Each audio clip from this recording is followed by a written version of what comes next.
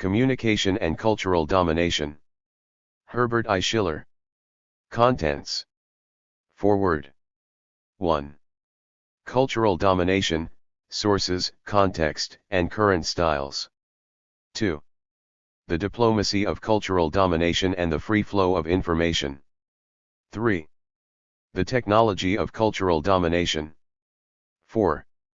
National communications policies, a new arena for social struggle. Afterword. Chile, communications policies of reform and counter-revolution. Notes. Index. Cultural domination, sources, context, and current styles. 2. The diplomacy of cultural domination and the free flow of information. 3. The technology of cultural domination. 4. National communications policies, a new arena for social struggle.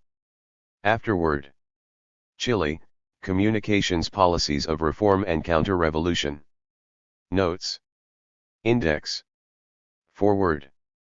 The attainment of political independence by more than 90 countries since the Second World War has directed attention to the conditions of economic helplessness and dependency that continue to frustrate the development of at least 2/3 of the world's nations. 2 and sometimes 3 decades of disappointing efforts to extricate themselves from dependency have begun to provoke serious reappraisals in many lands about the entire concept of development. Though the economic measures of domination, control of capital and markets, and of the infrastructure of international finance are increasingly well understood, the cultural communications sources of power are just beginning to be faintly perceived. The forces that influence consciousness are decisive determinants of a community's outlook and the nature and direction of its goals. Thus, communications and the flow of messages and imagery within and among nations, especially between developed and dominated states, assume a very special significance. What does it matter if a national movement has struggled for years to achieve liberation if that condition, once gained, is undercut by values and aspirations derived from the apparently vanquished dominator? For this reason, attention in many nations is beginning to focus on the sources, character, and content of the communication stream that passes between nations and on the flow that is generated inside national states. It is hardly surprising that most of these flows still reflect and bear the mark of old imperial connections. In any case, they almost always reveal aspects of command and obey relationships. But if the dominated are slowly awakening to the importance of the cultural communications component in their struggle for meaningful existence and independence, the dominators are no less alert to its significance. Indeed, their awareness may be outpacing that of their victims. There are compelling reasons for this. Profound changes have occurred in the command of global power in the last 10 years. The American empire has suffered heavy setbacks. Its inability to overcome the National Liberation Front and the People's Democratic Republic of Vietnam was perhaps its greatest defeat and the source of many of its current and future troubles. The disastrous effects of the war in Vietnam on American capitalism have been far-reaching. At home, the entire political process has become suspect. Inflation and resource misallocations, attributable in part to the concealed costs of the war, continue to destabilize the economy and to create further dangerous economic inequalities in the society. Internationally, rival centers of capitalist strength, though themselves in crisis, have benefited from the strains on the United States economy. American hegemony is increasingly disputed, and, especially in the formerly colonial countries, opposition to continued economic domination intensifies. Facing these already considerable but still developing crises, American managers of empire have been pressed to improvise and accommodate. To be sure, they have resisted fiercely any encroachments on the core of their power, the euphemistically labeled multinational corporations, whose worldwide plant and facilities now exceed $160 billion in market value. Yet, limited in the application of military force by countervailing power and confronting multiplying challenges in many hitherto hospitable areas, American imperialism has been developing complementary, if not alternate, strategies and instrumentation for safeguarding its unstable and increasingly menaced global positions. The ideological sphere receives ever more attention. Assisted by the sophisticated communications technology developed in the militarily oriented space program, techniques of persuasion, manipulation, and cultural penetration are becoming steadily more important and more deliberate in the exercise of American power. In addition, the accumulation of 50 years of domestic marketing expertise is now let loose on the world at large. The marketing system developed to sell industries' outpouring of consumer goods is now applied as well to selling globally ideas, tastes, preferences, and beliefs. In fact, in advanced capitalism's present stage, the production and dissemination of what it likes to term information become major and indispensable activities, by any measure, in the overall system. Made in America messages, imagery, lifestyles, and information techniques are being internationally circulated and, equally important, globally imitated. Today, multinational corporations are the global organizers of the world economy, and information and communications are vital components in the system of administration and control. Communication, it needs to be said, includes much more than messages and the recognizable circuits through which the messages flow. It defines social reality and thus influences the organization of work, the character of technology, the curriculum of the educational system, formal and informal, and the use of free time, actually, the basic social arrangements of living. It is a measure of the effectiveness of the control processes that recognition of their existence is only now beginning to be appreciated and understood beyond a tiny, informed circle. Accordingly, the time ahead will surely be a period of growing cultural communications struggle. Intra and inter. Nationally, between those seeking the end of domination and those striving to maintain it. The intention of this work is to assist, in a very modest way, in the outcome of this struggle. It does this, I hope, by describing the process of cultural domination, some of the elements that constitute it, and the mechanisms of its operation and extension, and finally, offering some general observations on possible means of resisting it. The analysis begins with a brief description of the basic relationships that structure power domestically and internationally and, consequently, cultural contacts among peoples and nations. 1. Cultural domination, sources, context, and current styles. We are on the threshold of a new kind of cultural diplomacy. Report of Panel on International Information, Education, and Cultural Relations. In his comprehensive and illuminating study of the modern world system, Immanuel Wallerstein finds three basic elements. For him, the system consists of a single market within which calculations of maximum profitability are made and which therefore determine over some long run the amount of productive activity, the degree of specialization, the modes of payment for labor, goods, and services, and utility of technological invention. A series of state structures, of varying degrees of strength. Appropriation of surplus labor takes place in such a way that there are not two, but three tiers to the exploitative process. Cultural imperialism today can begin to be understood, I believe, by reference to these key elements. It develops in a world system within which there is a single market, and the terms and character of production are determined in the core of that market and radiate outward. National states exist and impinge on the pure workings of the world system. Ordinarily their interventions benefit the interests of the dominant classes in their own domains. And for the preservation of the system, internationally and within each constituent state in the system, the maintenance of an intermediary layer or layers is essential. Third forces, middle classes, and informational pluralism are the catchwords and necessities of system maintenance. The cultural communications sector of the world system necessarily develops in accordance with and facilitates the aims and objectives of the general system. A largely one-directional flow of information from core to periphery represents the reality of power. So, too, does the promotion of a single language English. A rapid, all-encompassing communication technology is sought, discovered, and developed. Its utilization exhibits a close correspondence to the structure and the needs of the dominant elements in the core of the system. We shall return to these matters. At this point it is enough to note that these instruments, which presently serve and enhance the system of domination, could, at a later time, provide a basis for the transformation that would replace the prevailing exploitative structure. There is yet another complicating factor that especially affects the cultural communication sphere of the world system. Cultural informational outputs are largely, though not entirely, determined by the same market imperatives that govern the overall system's production of goods and services. Yet, as we are well aware, cultural informational outputs represent much more than conventional units of personal consumption goods. They are also embodiments of the ideological features of the world capitalist economy. They serve, extremely effectively, to promote and develop popular support for the values, or at least the artifacts, of the system.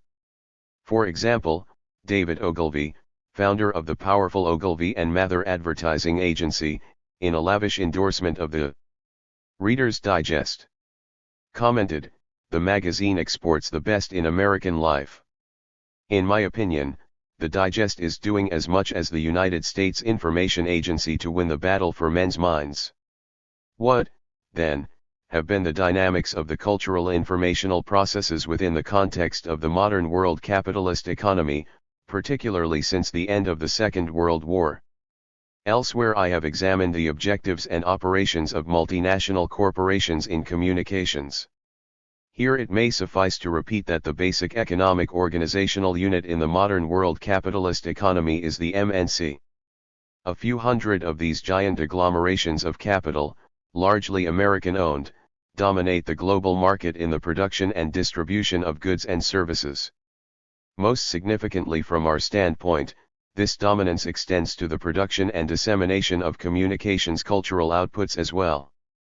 These aggressive business empires organize the world market as best they can, subject, of course, to the uneven and partial constraints of national regulation, often minimal, and differential levels of economic development in the areas in which they are active.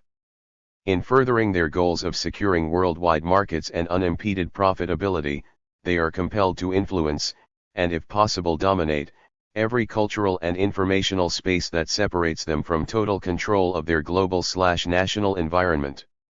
This is not a short-run necessity, it is a permanent condition that arises out of a market system and the way that system establishes its priorities and consequently its rewards and sanctions. Reed, analyzing the activities of what he terms America's mass media mercantilists, insists that economics, and economics alone, accounts for the worldwide dissemination and penetration of U.S. made cultural communications outputs. Every commercial organization, whether it manufactures cars or produces films, has a so-called bottom line, that is, the last line on its financial ledger showing either profit or loss. It is the bottom line that motivates American mass media organizations to seek access to foreign markets, and it is the predominant perspective from which they analyze the conditions of entry. Access sought is profits sought. Having demonstrated this beyond a doubt, Reed believes that he has refuted the existence of cultural imperialism because, indisputably, the process of penetration has an economic basis. But such purely economic determinism overlooks many consequences of the process it seeks to analyze. Though the economic imperative initiates the cultural envelopment, the impact extends far beyond the profit-seeking objectives of some huge media monopolies and cultural conglomerates, important and powerful as these combines are. The cultural penetration that has occurred in recent decades embraces all the socializing institutions of the affected host area. And though this, too, occurs mostly for economic reasons, the impact inevitably is felt throughout the realm of individual and social consciousness in the penetrated provinces. Consider, for example, the business practices of the typical multinational corporation. The enterprise operates facilities in a couple of dozen countries. Decisions, whether highly centralized in the home country or left to relatively autonomous plant managers and executives in the various branches scattered over 3 or 4 continents, must be coordinated. More importantly, they must follow assumptions and common understandings agreed on by the top-level management, wherever it is situated. How is this uniformity of perspective assured? Largely, as one writer puts it, through the transmission of business culture. Several elements are at work in this process. There are, the implantation of expatriate executive staff, business education within both the firm and the schools in the host country that are established to provide indigenous managers and workers for international companies, the adoption of English as the lingua franca of international business, and the utilization of the talents and energies of U.S.-owned international advertising agencies and market research and polling firms. The result of these diverse but interconnected activities and relationships is a cultural takeover of the penetrated society. The impulse that produces cultural domination originates with commercial imperatives, but this in no way diminishes the impact on the cultural landscape of the penetrated society. In fact, even if the latter begins to develop its own variety of cultural outputs, the initiating force of corporate capitalism's drive for profitability cannot be escaped. Once the takeover process has begun, it is extended to all the institutional networks of the receiving society. The infrastructure of socialization is closely interknit, and a current in one channel quickly flows into or seeks support in another. Besides, the modern world system is unrelenting in its demands and necessities. From the time a region/nation is absorbed fully into the system, it is compelled, given some latitude in the national circumstances of developmental level and degree of political independence, to adapt its production, its working force, its rewards, its concept of efficiency, its degree of specialization, its investments, and its resource priorities to the world capitalist economy. To be sure, an international structure of domination, i.e., colonialism, existed for hundreds of years. What is being considered here is the transformation of that system in its realignments of power centers, its changed sources of exploitation, and its modern mode of organization and control. In this sense, the concept of cultural imperialism today best describes the sum of the processes by which a society is brought into the modern world system and how its dominating stratum is attracted, pressured, forced, and sometimes bribed into shaping social institutions to correspond to, or even promote, the values and structures of the dominating center of the system. The public media are the foremost example of operating enterprises that are used in the penetrative process. For penetration on a significant scale, the media themselves must be captured by the dominating/penetrating power. This occurs largely through the commercialization of broadcasting. Public media is the term used here to describe what are generally referred to as the mass media. I find myself in agreement with C's Heimlich that public media better explain, or at least permit the possibility of understanding, the processes by which messages are made public. Latin America, for example, represents a peripheral region in which broadcasting is thoroughly commercialized and serves fully the requirements of the multinational corporations and their indigenous counterparts and supporters. Two researchers report, for example, that Venezuelan commercial television content is, for the most part, advertising, violence, and imported films.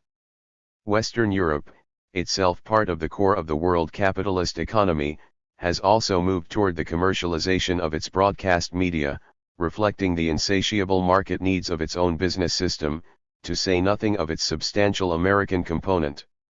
Once commercial, a series of economic pressures thereafter ensure that the broadcast media everywhere will carry the cultural material produced in the core areas.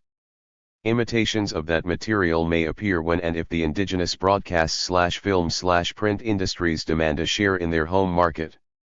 Directly or indirectly, the outcome is the same. The content and style of the programming, however adapted to local conditions, bear the ideological imprint of the main centers of the capitalist world economy. Disney products are prototypic. Disney, like the missionary Peace Corpsman or goodwill ambassador of his public relations men, has learned the native lingos. He is fluent in 18 of them at the moment. In Latin America he speaks Spanish and Portuguese, and he speaks it from magazines which are slightly different, in other ways, from those produced elsewhere and at home. There are, indeed, at least 4 different Spanish-language editions of the Disney comic. The differences between them do not affect the basic content.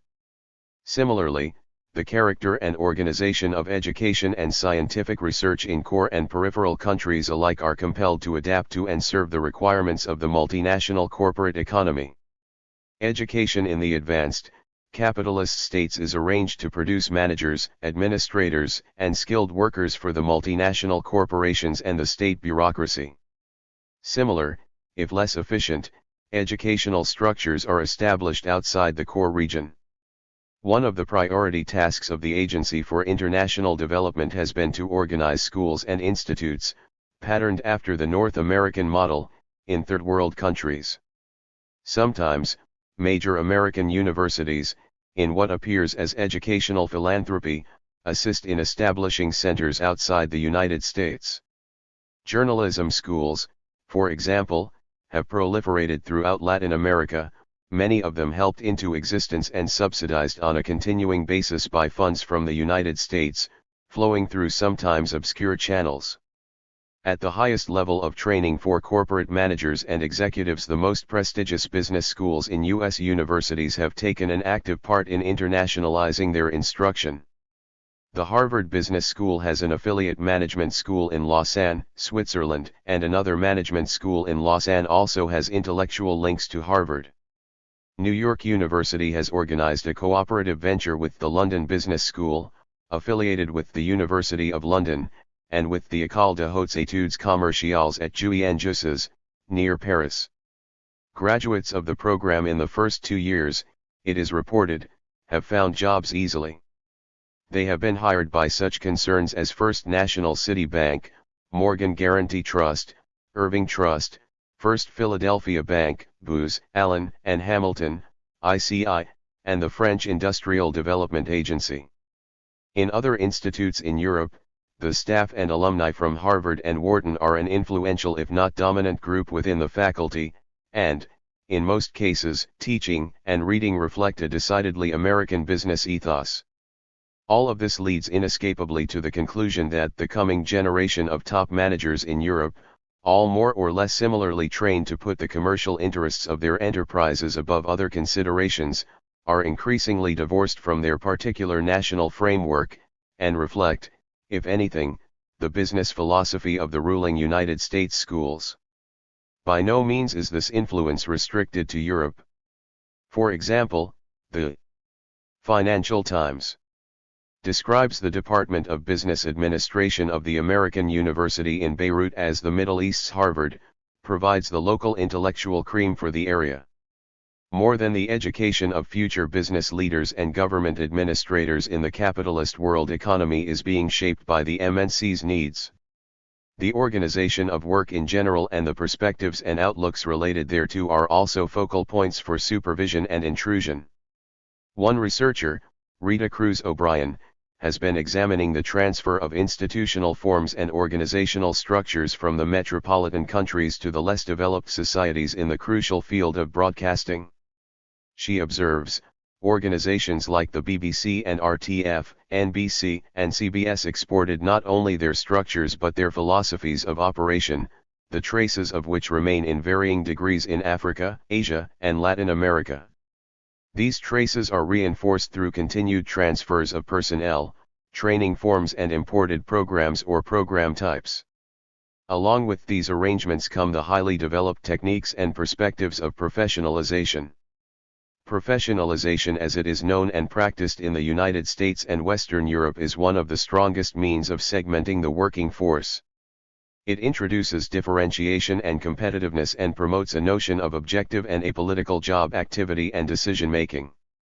As O'Brien notes, the process of professionalization in broadcasting may itself have introduced a new constraint resistant to changes in the organizational structure. There seems no better way of protecting broadcast training as it is than arguing against changes which would lower the professional standards. Despecialization, open admission to recruitment, and work initiatives from the bottom up would clearly be in opposition to the general structural and ideational requirements of the modern, capitalist, world economy. When countries seek the advice of American business consulting firms, What they receive in concentrated form is the message their students absorb in their studies in the schools and institutes organized by, or under the influence of, the same corporate auspices. A similar condition affects the entire scientific enterprise in peripheral and semi-peripheral areas of the modern capitalist world economy. Here, too, an international scientific market, as Juan Carrady describes it, operates. This market, if less structured and less accessible to ordinary inquiry, conforms to rules no different from those that characterize more conventional markets. Thus, the areas of scientific interest are determined by the needs and the resource decisions made in the power centers of the core capitalist nations. Accordingly, certain areas are regarded as worthy of attention and receive generous financial support. Other lines of research, no matter how potentially exciting scientifically, are left to languish or remain undeveloped if the power nuclei consider them unpromising. It is understood that the needs of the people in the periphery are always in this latter category. More harmful still, scientific workers in the dependent regions are, consciously or not, tied into the network of research interests and priorities established by the international scientific market. Scientists in these areas inevitably either leave, if they are regarded as top flight, to join the higher paying and allegedly more stimulating research environment in the core area, or else stay behind to work on similar projects, but generally in a lesser role and often as mere gatherers of data for processing elsewhere. Whichever the case, the needs of the dependent regions remain unmet, and the perspectives of their scientific communities are shaped by their external dominators. Equally significant, the technology that ensues from much of this research also is unrepresentative of, sometimes incompatible with, the urgent needs of most of the people in the perimeter. More will be said about this later. In the modern world economy, the developmental process is viewed and applied as the means by which the class structure of the core is replicated in the periphery. One of the most effective ways in which this is achieved is through tourism, which in itself represents a powerful communication channel. The spokesmen of dominant international economic and financial institutions are unanimous in advising and encouraging decision-makers in peripheral nations to develop and broaden their country's tourist industries as one sure way of obtaining otherwise scarce resources. Tourism as managed in the capitalist world economy serves several ends, all beneficial to the dominant order. It provides relatively cheap diversion to the middle and lower middle classes of the industrialized core nations. Indeed, the geographic mobility that tourism offers serves as a principal attraction of the overall system, which argues successfully that geographic mobility is the definition of freedom and liberty. At the same time, tourism is a source of profit to the monopolistic enterprises that service the traffic, most of these enterprises being based in the core countries. In addition, it enlists and further develops a small and active, though parasitic, entrepreneurial segment in the targeted country. Perez has described local class interests that interact with the external dominators in the Caribbean area. Rests on the active collaboration of West Indian elites with metropolitan agencies. National leaders have not only been incapable of reversing the tourist tide but, in many cases, have been its principal promoters and beneficiaries. Landowning groups have benefited enormously from rising land values. Commercial and financial sectors linked to the import aspects of tourism participate profitably in the travel industry. These groups collectively form the national elites whose own access to internal hegemony has been a function of their dependence. With the support of metropolitan agencies, West Indian leaders, in the epoch of decolonization and national liberation struggles, have led their societies into the 16th century. An outcome of most tourism is to transform the local setting and its activities, whatever they may be, into some saleable goods or atmosphere. In pure tourism, everything people, customs, ceremonies, food, clothing, art, household ornamentation is for sale. The community itself becomes one huge market. Moreover, the transformation of the economy to a total dependency condition parallels, in some countries, the distortions of an earlier age around a different industry. We quote Perez again, with reference to the West Indies.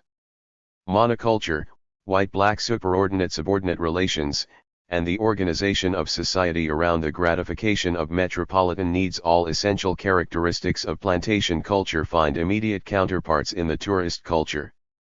The relief of slave quarters against the great house finds a contemporary parallel in the hovels of downtown Kingston against the luxury hotel skyline. Real estate speculation and soaring land values have driven the coastal population into the mountainous interiors in a manner reminiscent of the flight of plantation slaves a little more than a century ago. An additional factor today is the collapse of the time dimension. Developments that may once have taken decades to mature now occur overnight. This can be observed in the fusing of major, commercialized sports, tourism, and modern communications. Joint packages are concocted in which the sports activity is the chief lure. The locale of the event becomes an esoteric background factor, put on display by its own local elite as a suitable place for tourist bargains in the future. Recent international boxing matches are illustrative of this phenomenon.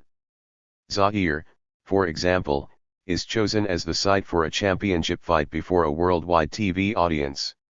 The promoters of these extravagantly profitable enterprises jump from one dependent state to another. Time details one of these forays. King has made his deals with governments. Shrewd enough to realize that championship bouts featuring Ali are the kind of promotion that developing nations like to stage, King has courted heads of state in Cairo, Tehran, Lusaka, Manila, and Kuala Lumpur. The arrangements in Kuala Lumpur are equally instructive. Harun, the Malaysian promoter, says, "We put up $2.5 million for Ali, $500,000 for Bugner in order to project Malaysia to the world." Who oversees this projection? Harun, formerly an attorney, operates Tinjaduvia SDN, which translates into World Boxing Limited, and also is the chief minister of the state of Selangor, one of the 14 states in the Federation of Malaysia. Formed a group of Malaysian bankers to finance the fight. In such accounts we have the explicit mechanics of contemporary cultural imperialism. The world system is the theater, and the action moves from the center to the edge. It is undertaken with the mutual consent, even solicitation, of the indigenous rulers, either in the core, the semi-periphery, or the periphery. These rulers strive eagerly to push their people and their nations into the world capitalist economy. It is for this reason that it may be inappropriate to describe the contemporary mechanics of cultural control as the outcome of invasion, though I, too, have used this term in the past. Dagnano writes, "The effects of cultural dependence on the lives of Latin Americans are not a consequence of an invasion led by a foreign enemy, but of a choice made by their own ruling class, in the name of national development. Through this choice, national life and national culture are subordinated to the dynamics of the international capitalist system, submitting national cultures to a form of homogenization that is considered a requirement for the maintenance of an international system.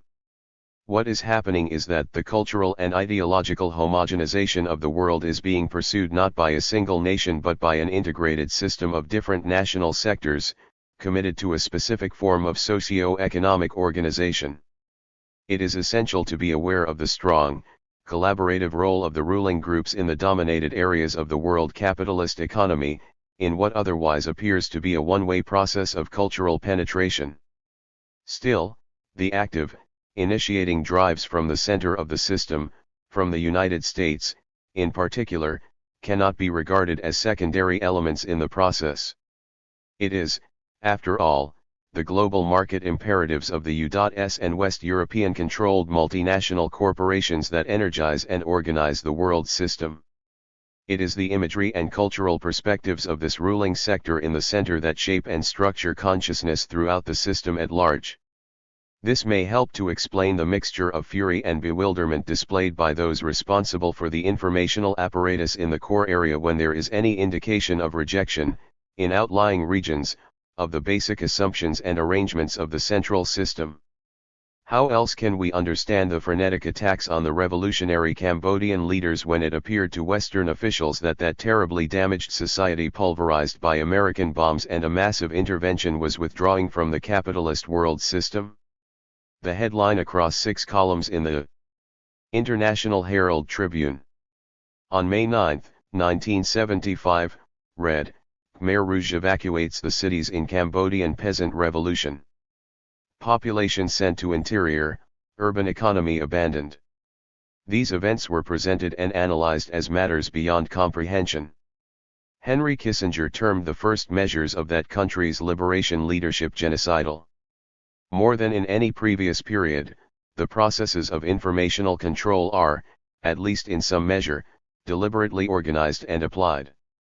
Earlier, the market economy, nationally and internationally, was adequate to arrange economic, political, and cultural affairs from the standpoint of those who had the capital, and therefore all the influence. Equally important, the market system had the virtue of appearing apolitical, uncontrolled, and not subject to individual manipulation. To this day one is assured, at the core and in the periphery, that the market mechanism remains intact, that the basic soundness of the model is unimpaired. However, a note of doubt is beginning to creep into the thinking of the core's leadership. The breakdowns are too frequent and too widespread. The pressure on the world system is intensifying.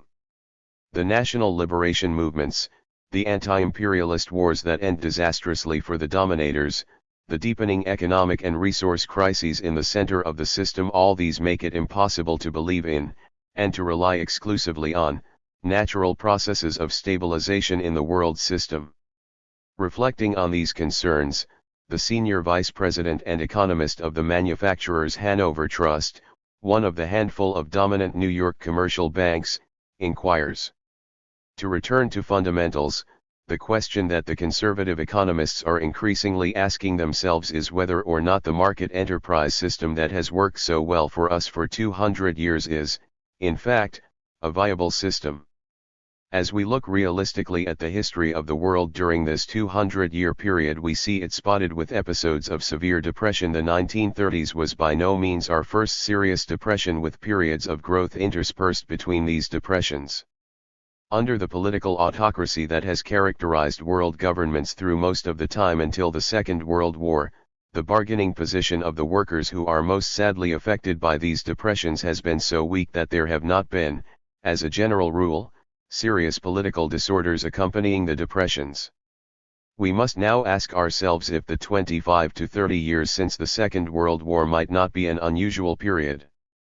We have prided ourselves during this episode upon having solved the problems of instability that have plagued capitalist economies throughout their history. But in fact, have we not just been living during a period of unusual stability, supported on the one hand by a strong U.S. economy and on the other hand by cheap natural resources from the developing countries? If the worst should happen, if the present recovery is only a temporary interlude during which price inflation will once again accelerate, leading to a more serious recession in only a few years, and if this is accompanied by food shortages around the world, what might the prospects be within nations and among nations for not only economic stability but international political harmony?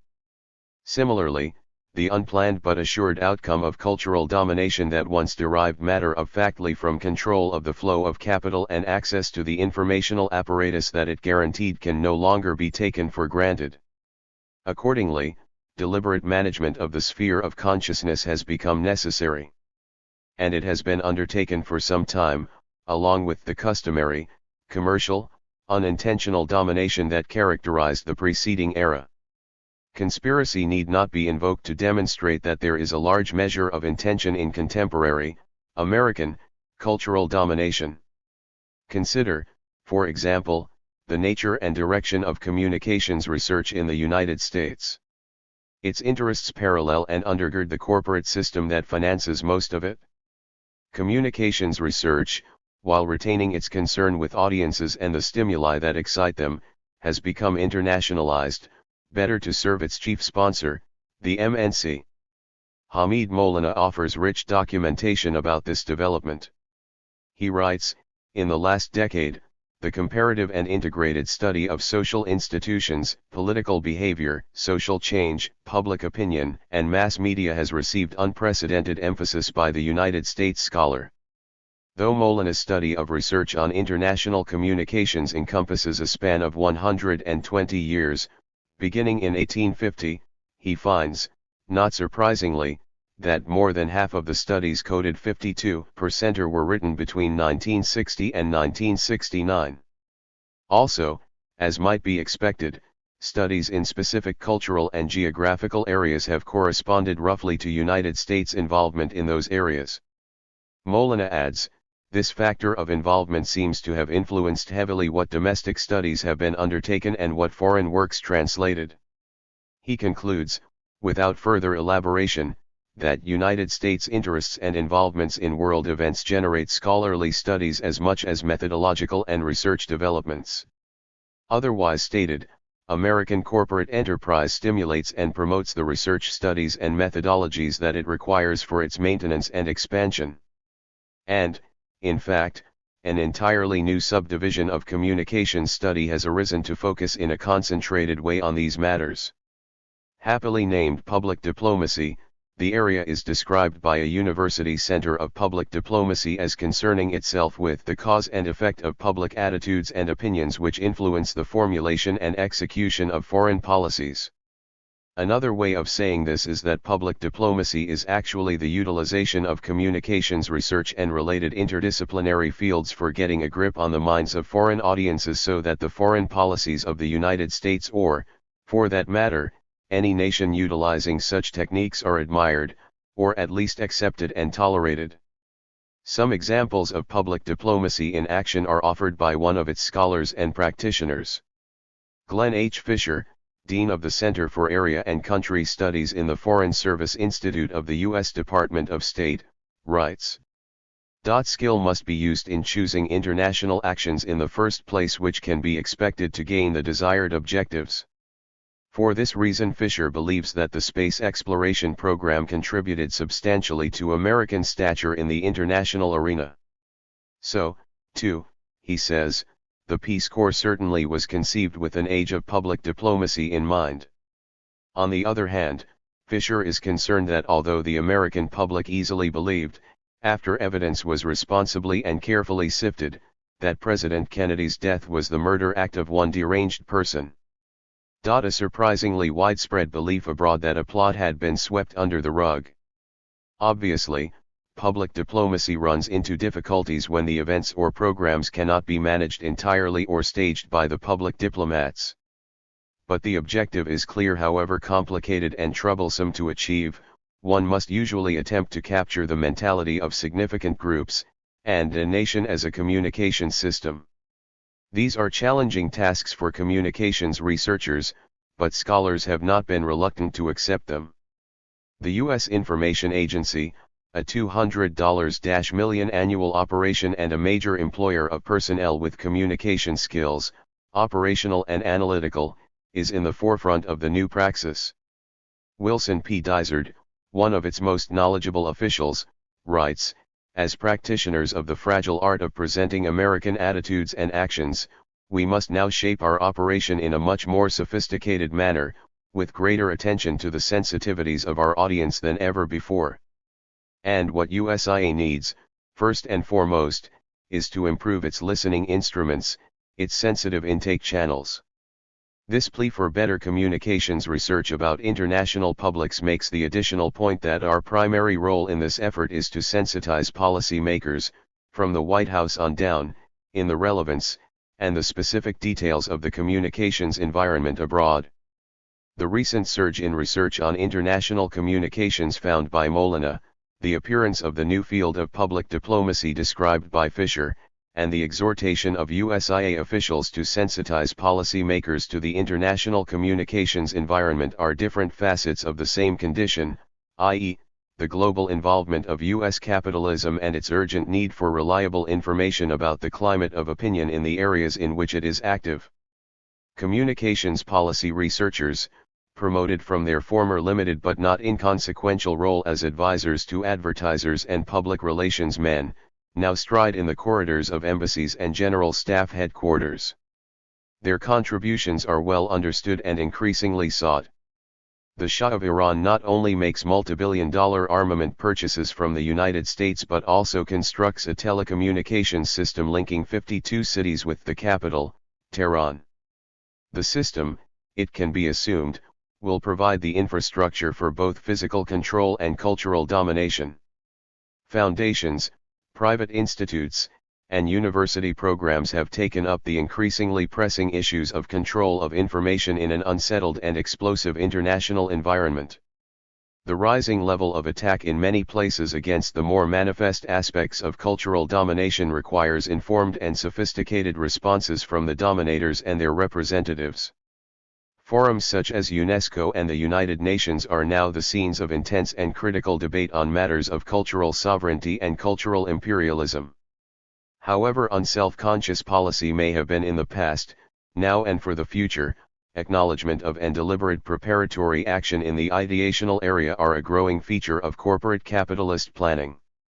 A privately supported but government-appointed panel on international information, education, and cultural relations, under the chairmanship of Frank Stanton, one of the most influential and official voices in the U.S. communications industry during the last 30 years, explained the new role of communications in the changed environment of the 1970s.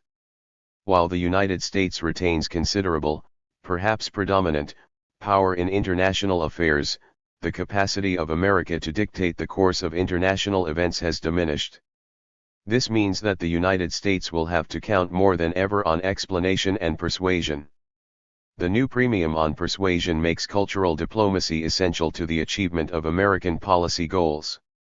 Though it is certainly true that the capacity of America to dictate the course of international events has diminished, the roots of cultural diplomacy extend back to a time when U.S. corporate military power was surging into the international arena.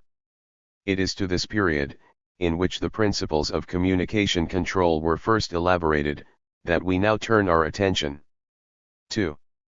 The diplomacy of cultural domination and the free flow of information. If I were to be granted one point of foreign policy and no other, I would make it the free flow of information. John Foster Dulles. For a quarter of a century, one doctrined the idea that no barriers should prevent the flow of information among nations dominated international thinking about communications and cultural relations. The genesis and extension of the free flow of information concept are roughly coterminous with the brief and hectic interval of U.S. global hegemony, an epoch already on the wane. As we look back, it is now evident that the historical coincidence of these two phenomena, the policy of free flow of information and the imperial ascendancy of the United States, was not fortuitous. The first element was one of a very few indispensable prerequisites for the latter. Their interaction deserves examination. As the Second World War drew to a close, attention in the United States at the highest decision-making levels was already focusing on the era ahead.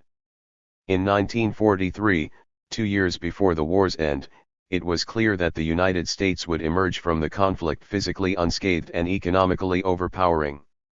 In the most general terms, the more articulate exponents of what seemed to be a looming American century envisioned a world unshackled from former colonial ties and generally accessible to the initiatives and undertakings of American private enterprise.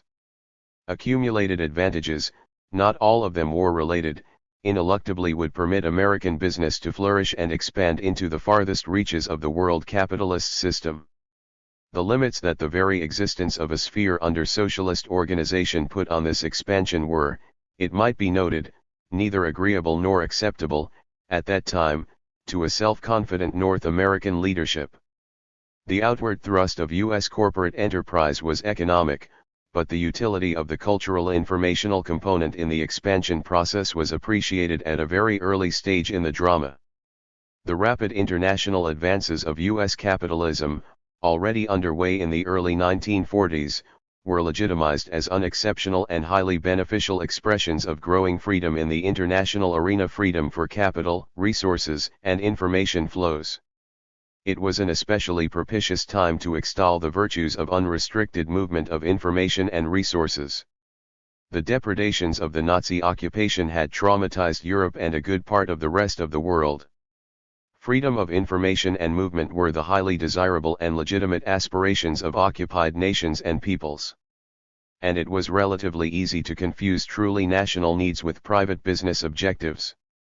John Knight, owner of a major chain of newspapers in the United States, and in 1946 the president of the American Society of Newspaper Editors, made a point, which left out more than it explained, that many were expressing at the time: had not the Nazi and fascist forces in Germany and Italy seized and dominated the press and all communication facilities at the start, the growth of these poisonous dictatorships might well have been prevented and the indoctrination of national thought in the direction of hatred and mistrust might have been impossible. Free flow of information could not only be contrasted to the fascist mode of operations but also was associated with the hope for peace shared by war-weary peoples everywhere. Palmer Hoyt, another influential American publisher, declared a few months after the war's end, "I believe entirely that the world cannot stand another war. But I believe as completely that the world is headed for such a war and destruction unless immediate steps are taken to ensure the beginning at least of freedom of news." American style. Between the peoples of the earth. A civilization that is not informed cannot be free, and a world that is not free cannot endure. U.S. advocates of ease of movement of information then capitalized heavily on the experiences and emotions of people freshly liberated from fascist-occupied and war-ravaged continents.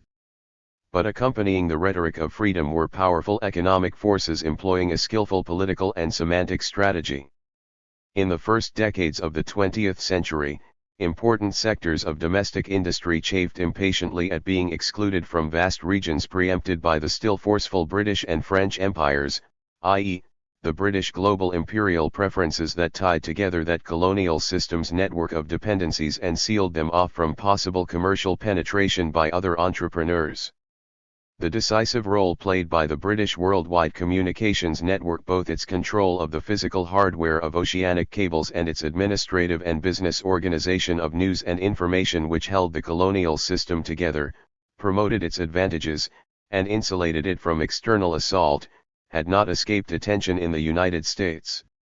It was against these finely spun, structural ties that an American offensive was mounted.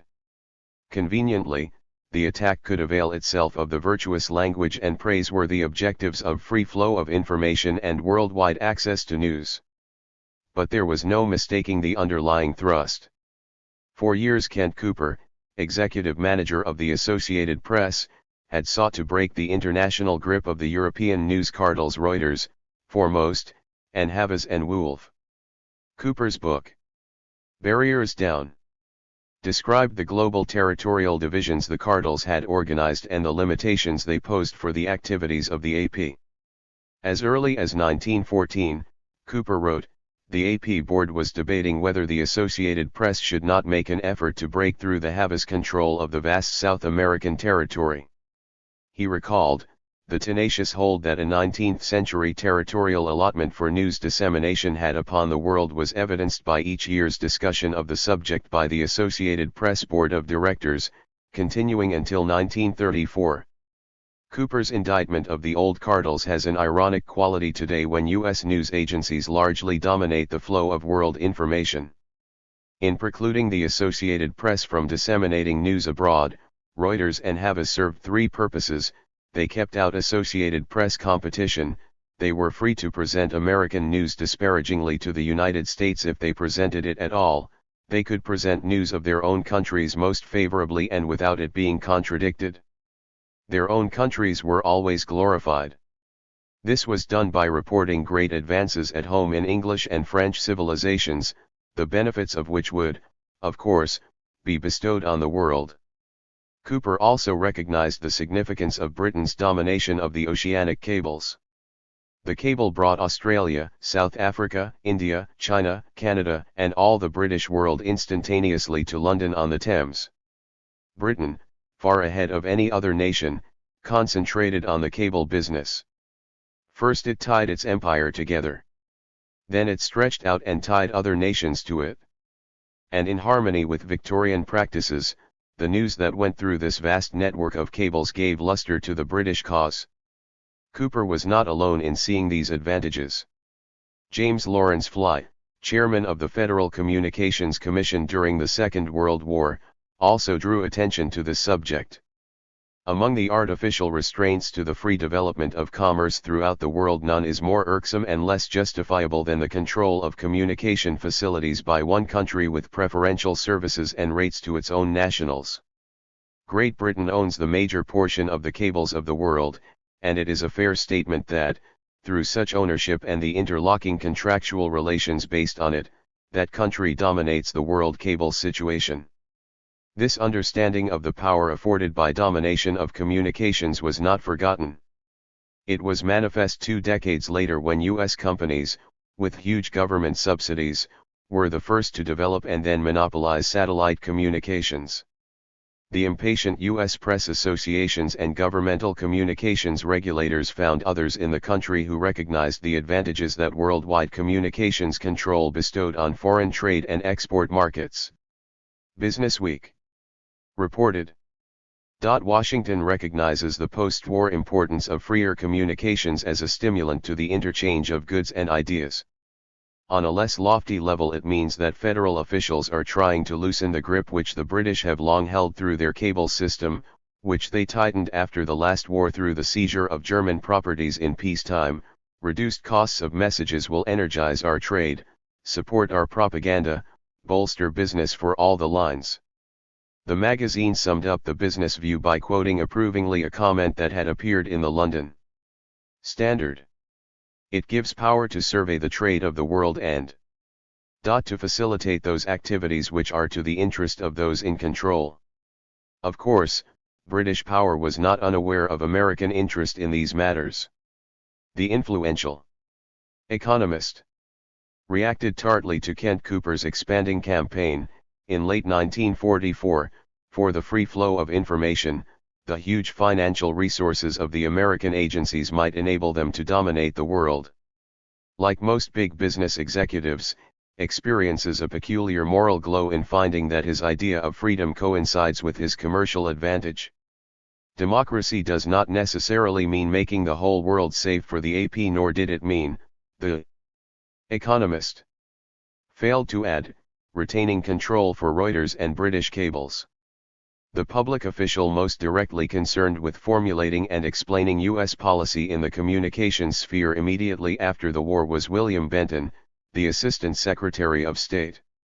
Benton, who was to become a U.S. Senator and President of the Encyclopaedia Britannica, outlined, in a State Department broadcast in January 1946, the government's position on the meaning of freedom of communications. The State Department plans to do everything within its power along political or diplomatic lines to help break down the artificial barriers to the expansion of private American news agencies, magazines, motion pictures, and other media of communications throughout the world. Freedom of the press and freedom of exchange of information generally is an integral part of our foreign policy. The economic aspects of the free flow of information policy certainly were no secret, though the media neither dwelt on the self-serving nature of its widely proclaimed principle nor made the implications of the policy explicit to the public. Instead, a remarkable political campaign was organized by the big press associations and publishers, with the support of industry in general, to elevate the issue of free flow of information to the highest level of national and international principle. This served a handsome pair of objectives. It rallied public opinion to the support of a commercial goal expressed as an ethical imperative.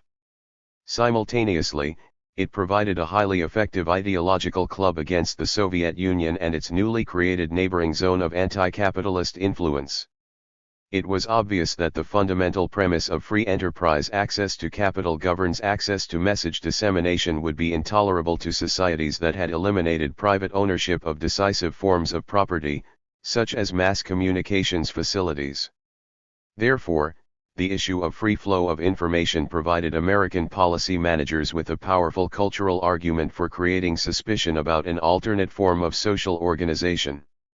It thus helped to weaken the enormous popular interest in Europe and Asia at the war's end in one or another variety of socialism.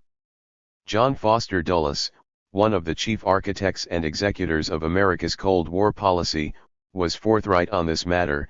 If I were to be granted one point of foreign policy and no other, I would make it the free flow of information. This is a recurring theme in post-war U.S. diplomacy. For example, A couple of years later, the U.S. delegation to a United Nations Conference on Freedom of Information reported, "It is the hope of the six of us that this conference helped to turn the tide that has been running against freedom throughout much of the world. It is our conviction that in the future conduct of our foreign policy the United States should continue to take vigorous action in this field of freedom of thought and expression." Certainly the chronology of the launching and steadfast pursuance of the free flow doctrine supports the belief that the issue had been thoughtfully prepared and carefully promoted in the critical period immediately preceding the end of the Second World War and the few years directly thereafter. Those who select the interval beginning in 1948 as the start of the Cold War era overlook the earlier period when the groundwork was prepared in the United States for the general offensive of American capitalism throughout the world. This was the time, too, as we shall see, when the free flow question first came to prominence. Well before the war was over, American business had incorporated the issue of free flow of information into a formal political ideology. In June 1944 the directors of the powerful American Society of Newspaper Editors adopted resolutions urging both major political parties to support world freedom of information and unrestricted communications for news throughout the world. Thereupon, both the Democrats and the Republicans, in the next 2 months, adopted planks in their party platforms that incorporated these aims. The Democrats proclaimed, "We believe that without loss of sovereignty, world development and lasting peace are within humanity's grasp. They will come with the greater enjoyment of those freedoms by the peoples of the world, and with the freer flow among them of ideas and goods." The Republicans stated, "All channels of news must be kept open with equality of access to information at the source. If agreement can be achieved with foreign nations to establish the same principles, it will be a valuable contribution to future peace." In September 1944 both houses of Congress adopted a concurrent resolution that followed closely the recommendations of the editors and publishers.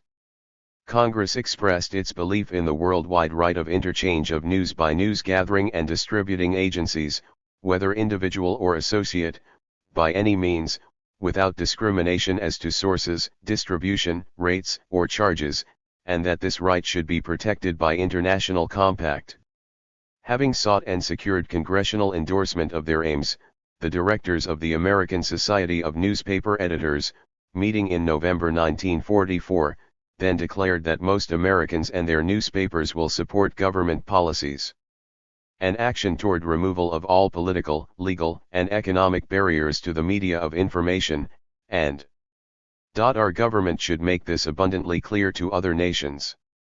The group noted with satisfaction that the newly appointed Secretary of State, Edward Stettintinius, Jr., had announced that the United States plans exploratory talks with other nations looking to international understandings guaranteeing there shall be no barriers to interchange of information among all nations.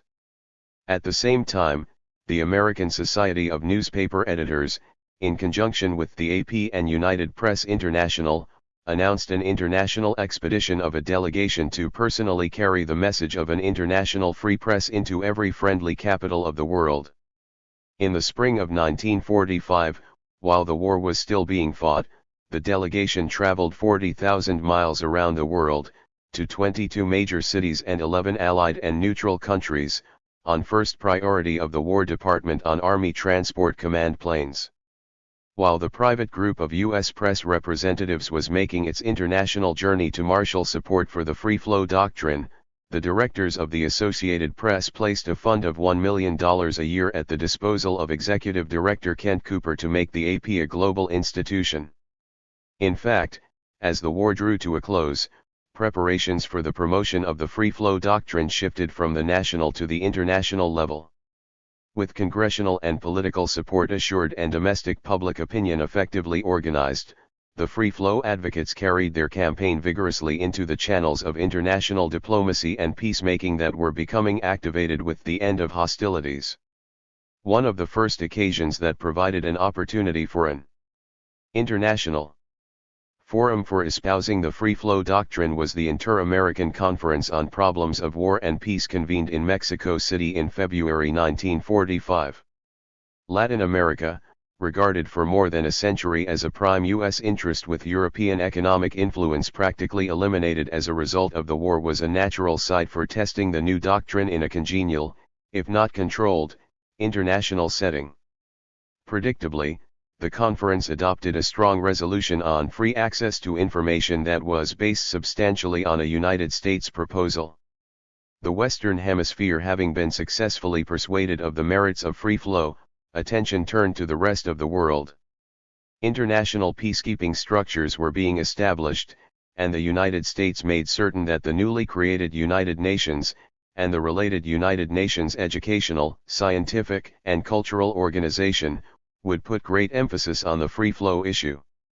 The utilization of the United Nations and its affiliated organizations as instruments of U.S. policy and, additionally, as effective forums for the propagation of the free flow doctrine can best be understood in the context of the international economy 30 years ago.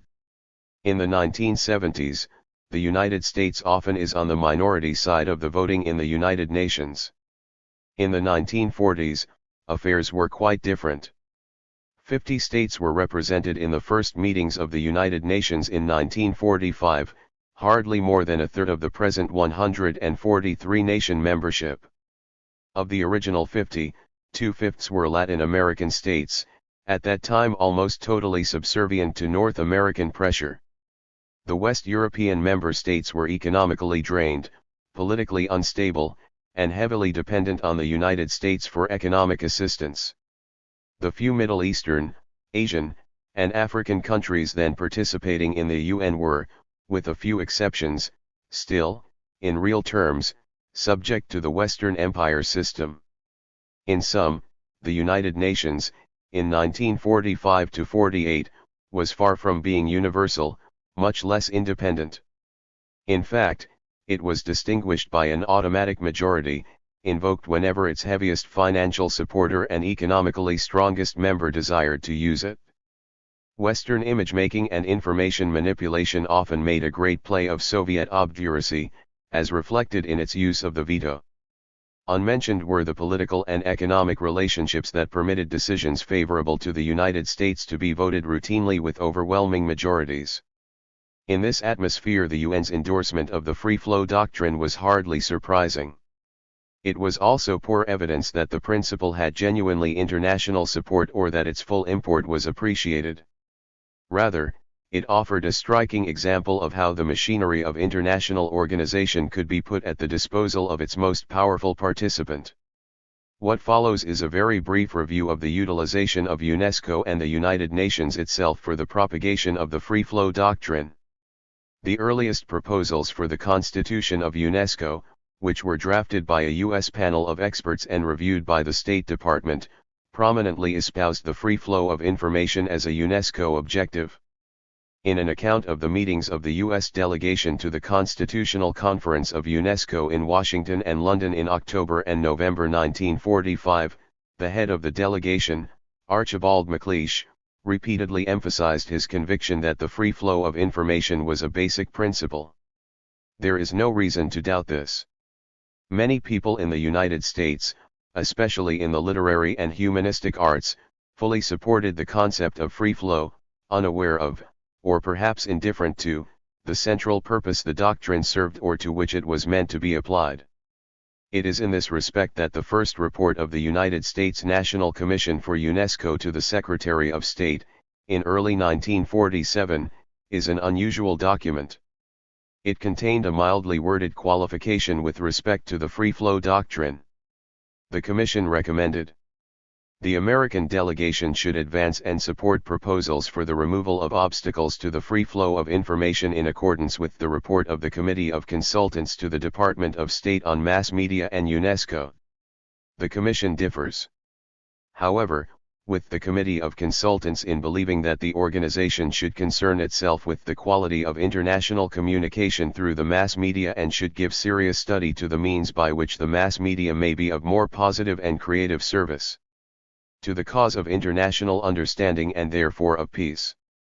The Commission hastened to add, the organization should, of course, avoid at all times any act or suggestion of censorship. The concern for quality rarely, if ever, found its way into official U.S. pronouncements on the desirability of the free flow of information. When suggested, as it regularly was by the state ownership societies, it was rejected out of hand as a justification for censorship and suppression. When it was also raised as a major consideration by the Hutchins Freedom of the Press Commission in the United States in 1946, it was simply ignored. From the start, UNESCO, with the U.S. delegation taking the initiative, made free flow of information one of its major concerns. In its account of the first session of the General Conference of UNESCO, held in Paris in November-December 1946, the U.S. delegation reported that it had proposed to the Subcommission on Mass Communications that UNESCO should cooperate with the Subcommission on Freedom of Information of the Commission on Human Rights in the preparation of the United Nations Report on Obstacles to the Free Flow of Information and Ideas.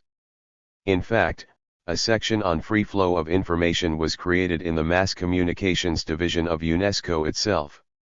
In the United Nations, similar initiatives for stressing and publicizing the free flow doctrine were underway from the outset of that organization's existence. The United Nations Economic and Social Council established the Commission on Human Rights in February 1946 and, in June 1946, empowered this commission to set up a subcommission on freedom of information and the press. Earlier, the delegation of the Philippines Commonwealth had addressed to the Preparatory Commission of the United Nations for submission to the first part of the first session of the UN's General Assembly, a draft resolution that proposed an international conference on the press with a view to ensuring the establishment, operation, and circulation of a free press throughout the world. With due respect to national sensibilities, it is impossible to imagine the Philippines initiative, p. receding. The First General Assembly of the United Nations, without the support, if not encouragement and sponsorship, of the United States. The Philippines had been, since the end of the 19th century, and in a real sense still were in 1946, a dependency of the United States. A new draft was introduced by the Philippines delegation to the General Assembly during the second part of its first session. This proposed that the international conference be extended to include other informational media such as radio and film. On December 14, 1946, the General Assembly adopted Resolution 59, which declared that freedom of information is a fundamental human right, and is a touchstone of all the freedoms to which the United Nations is consecrated, and that freedom implies the right to gather, transmit, and publish news anywhere and everywhere without fetters. The Assembly also resolved to authorize the holding of a conference of all members of the United Nations on freedom of information. The United Nations Conference on Freedom of Information was held March 25 to April 21, 1948, in Geneva. It provided the international ideological polarization the United States policy managers had expected of it. William Benton, chairman of the United States delegation to the conference, explained, "Our conference at Geneva, as was to be expected, is sharply divided. The free are thus face to face with those whose ideology drives them toward the destruction of freedom. But," Benton continued, "we are not at Geneva to make propaganda. We are there to do all that we can to reduce barriers to the flow of information among men and nations." Yet among the main objectives of the American delegation, still according to Benton, and hardly compatible with his plea of nonpartisanship, was to secure agreement upon the establishment of continuing machinery in the United Nations that will keep world attention focused on the vital subject of freedom of expression within and among nations. The conference's final act, embodying essentially U.S. views on free flow of information, was adopted by 30 votes to 1, with 5 abstentions: Belarus, Czechoslovakia, the Ukraine, the USSR, and Yugoslavia. The Soviet proposal that the final act be signed only by the President and the Executive Secretary of the conference instead of representatives of all the attending governments did not please the U.S. delegation. Nevertheless, perhaps because of the uneasiness aroused by the conference's overtly provocative character, the Soviet recommendation was unanimously adopted. The conference voted also to refer the resolutions and its draft convention to the UN Economic and Social Council for consideration and eventual submission, for final adoption, to the General Assembly. In August 1948, after acrimonious and protracted debate, the Economic and Social Council submitted the entire Parcel 3 conventions and 43 resolutions without action or recommendation to the 1948 General Assembly, where it languished, without any actions being taken. Despite the strong U.S. influence in the United Nations at the time, the organization's structure made it difficult to bulldoze all issues through the intricate web of committees, commissions, and the General Assembly. The conference itself represented, in the eyes of U.S. observers, in the main, a victory for American objectives. Out of 45 substantive propositions, the delegation voted against only one, and abstained from voting on only 3, thus supporting 41 decisions of the conference. Others saw it differently. The Economist, for example, though generally approving of the work of the conference, noted, "It was the impression of most delegations that the Americans wanted to secure for their news agencies that general freedom of the market for the most efficient which has been the object of all their initiatives in commercial policy, that they regard freedom of information as an extension of the charter of the International Trade Organization rather than as a special and important subject of its own." And the stern opposition which they offered to Indian and Chinese efforts to protect infant national news agencies confirmed this impression. This assessment by the Economist reflected the continuing ambivalence of the United States' West European allies toward the issue of free flow of information. Though fully cognizant of the commercial threat the free flow doctrine posed to their own communications industries, faced with the United States media power, the Western market economies, especially Great Britain, nonetheless supported the principle as a means of embarrassing the Soviet sphere and placing it on an ideological defensive. On this question a united Western position defending private ownership of the mass media took precedence over the internal conflicts in the Western world about who should dominate these instruments. Though efforts to gain wide international support for the free flow concept were at best inconclusive, the 2 decades following the Freedom of Information Conference in 1948 saw the realization of the doctrine in fact, if not in solemn covenant. New communications technology, computers, space satellites, television combined with a powerful and expanding corporate business system, assisted the push of the United States into the center of the world economy. Without public pronouncements, private, American-made media products and U.S. informational networks blanketed the world. Especially prominent were films, produced more and more frequently outside the country, the exportation of commercial television programs, and international distribution of North American magazines and other periodicals. Reader's Digest, Time, Newsweek, Playboy, and Walt Disney Corporation productions reached millions of viewers and readers outside the United States. Moreover, foreign book publishing firms disappeared into U.S. leisure time conglomerates. Along with these more or less conventional media penetrations, a variety of additional informational activities accompanied the global surge of private American capital.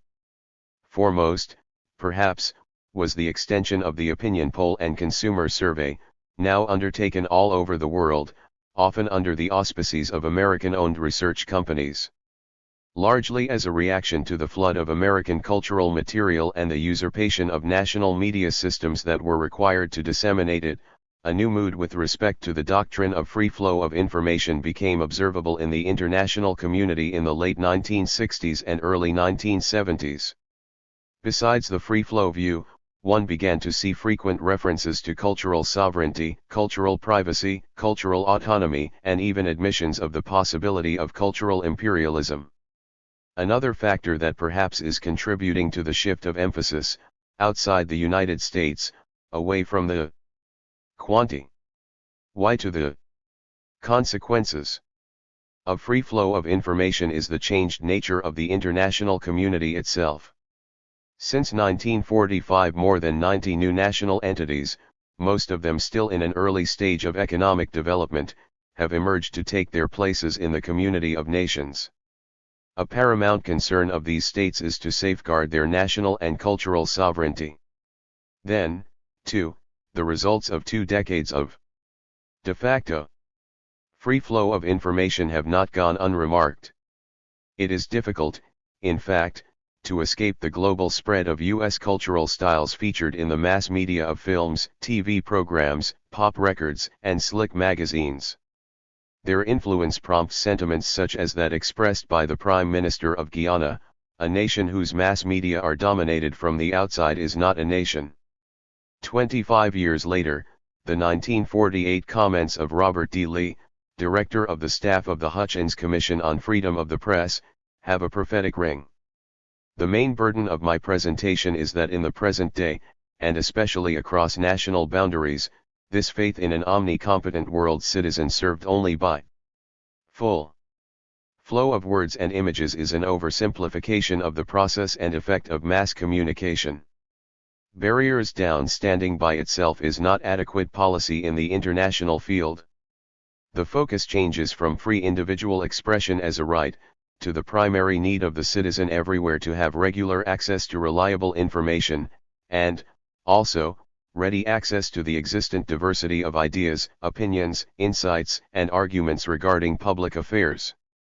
This does not deny freedom, but it joins freedom with a positive responsibility that freedom shall serve truth and understanding. The concept of responsibility, carried to its logical conclusion, may even imply defining a clearly harmful class of public communication which falls outside the protection of freedom itself. Finally, the possibility of direct satellite broadcasting from space into home sets without the mediation of nationally controlled ground stations, whether or not likely in the immediate future, has created a sense of urgency concerning the question of cultural sovereignty. This has been especially observable in the United Nations. The Working Group on Direct Broadcast Satellites was established in 1969 to consider mainly the technical feasibility of direct broadcasting from satellites. It has met more or less regularly since that time, extending its range from the technical aspects to the social, legal, and political implications of direct satellite broadcasting. Moreover, UNESCO, the strongest advocate of the free flow doctrine at one time, has veered noticeably away from its formerly unquestioning support. In its Declaration of Guiding Principles on the Use of Satellite Broadcasting for the Free Flow of Information, adopted in October 1972, UNESCO acknowledged that it is necessary that states, taking into account the principle of freedom of information, reach or promote prior agreements concerning direct satellite broadcasting to the population of countries other than the country of origin of the transmission. The UN General Assembly supported this view in November 1972, by a vote of 102 to 1, the United States casting the single dissenting vote. Reactions in the private communications sector in the United States were predictably hostile and self-serving. Frank Stanton, one of the most influential American media controllers in the era of U.S. informational hegemony, wrote, "The rights of Americans to speak to whomever they please, when they please, are bartered away." His chief objection to the UNESCO document, he claimed, was that censorship was being imposed by provisions that permitted each nation to reach prior agreement with transmitting nations concerning the character of the broadcasts. Stanton, along with a good part of the media's managers, finds the right of nations to control the character of the messages transmitted into their territories both dangerous and a gross violation of the U.S. Constitution's provision concerning freedom of speech, the rights which form the framework of our Constitution, the principles asserted in the Universal Declaration of Human Rights, the basic principle of the free movement of ideas, are thus ignored. Along with the hubris displayed in regarding the U.S. Constitution applicable to, and binding law for, the entire international community is a second, even more questionable, consideration. Stanton and those in agreement with him matter-of-factly assume that the United States constitutional guarantee of freedom of speech to the individual is applicable to the multinational corporations and media conglomerates whose interests they so strongly espouse. Yet more than a generation ago, Earl L. Vance asked, "Is freedom of the press to be conceived as a personal Right appertaining to all citizens, as undoubtedly the founding fathers conceived it, or as a property. Right appertaining to the ownership of newspapers and other publications, as we have come to think of it largely today. Stanton et al. Extend the property. Right concept of freedom of speech to all the advanced electronic forms of communication and expect universal acquiescence in their interpretation. But the national power behind this view is no longer as absolute or as fearsome as it was in 1945. The world is no longer totally dependent on, and therefore vulnerable to, the economic strength of the United States. A remarkable renewal of economic activity in Western Europe and Japan, significant growth and expansion of the non-capitalist world, and, not least, the experiences of the last quarter of a century have produced an altogether changed international environment. This new atmosphere, as we have noted, is reflected in the voting patterns of international bodies, so much so, in fact, that U.S. spokesmen complain bitterly that the United Nations and UNESCO, in particular, are practicing a tyranny of the majority that brutally disregards the sensitivity of the minority. Worse still, these organizations are being politicized. It is worth quoting the response of the Algerian delegate to the United Nations to these charges. Abdelatif Rahal reminded the Assembly, "It may not be unimportant to begin by stressing that countries which today are rebelling against the rule of the majority are the very same which constituted the majority of yesterday, the same whose behavior at that time represented the best frame of reference for judging the behavior of today's majority. Thus, if those who now criticize us protest the very rules which govern our work in this Assembly, they should remember that they themselves are the authors of these rules. Let them not forget that the lessons they wish to give us today are worth little when compared with the examples they have already given us in the past. To be sure, the United States and its closest allies and competitors still emphasize the free flow doctrine as the basis for peace and international security. The Helsinki Conference on Security and Cooperation in Europe, begun in mid-1973 and concluded in July 1975, made this very clear. In its preliminary consultations, the conference was instructed to prepare proposals to facilitate the freer and wider dissemination of information of all kinds. And it was this issue to which the Western delegates gave their greatest attention, seeking to make all other decisions contingent on a resolution of the free flow question acceptable to themselves. British Foreign Secretary Sir Alec Douglas-Home, for instance, declared, "The item on an agenda which deals with cooperation in the humanitarian field is in my judgment the most important item of our business. If our conference is essentially about people and about trust, then it is necessary that we do something to remove the barriers which inhibit the movement of people and the exchange of information and ideas." But despite the insistence of most of the political and economic leaders of Western, industrialized, market economies on the continued importance of an unalloyed free flow doctrine, alternate formulations are appearing. One was contained in the speech of Finland's President, Urho Kekkonen, before a communications symposium in May 1973. Kekkonen, in a comprehensive review of the fundamental premises of international communications, singled out the free flow doctrine for his scrutiny. When the Declaration of Human Rights was drawn up after the Second World War, the 19th-century liberal view of the world in the spirit of the ideas of Adam Smith and John Stuart Mill was the guideline. Freedom of action and enterprise, laissez-faire, was made the supreme value in the world of business and ideology, irrespective of at whose expense success in this world was achieved. The state gave everyone the possibility to function, but did not carry the responsibility for the consequences. So the freedom of the strong led to success and the weak went under in spite of this so-called liberty. This was the result regardless of which of them advocated a more just policy for society and mankind. Kekkonen applied this general perspective to international communication and the free flow doctrine. He noted, "In the world of communications, it can be observed how problems of freedom of speech within one state are identical to those in the world community formed by different states. At an international level are to be found the ideals of free communication and their actual distorted execution for the rich on the one hand and the poor on the other. Globally, the flow of information between states, not least the material pumped out by television, is to a very great extent a one-way, unbalanced traffic, and in no way possesses the depth and range which the principles of freedom of speech require. These observations led Kekkonen to inquire, could it be that the prophets who preach unhindered communication are not concerned with equality between nations, but are on the side of the stronger and wealthier? He remarked also that international organizations were in fact moving away from their original advocacy of the free flow doctrine. My observations would indicate that the United Nations and its educational, scientific, and cultural organization, UNESCO, have in the last few years reduced their declarations on behalf of an abstract freedom of speech. Instead, they have moved in the direction of planing down the lack of balance in international communications.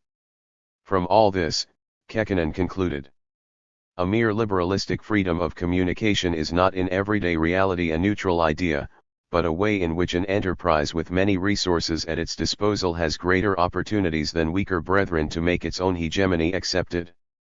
Kekkonen's analysis is, in fact, the general conclusion, however long overdue, that is beginning to emerge with respect to all international and domestic relationships, not just those concerned with communications.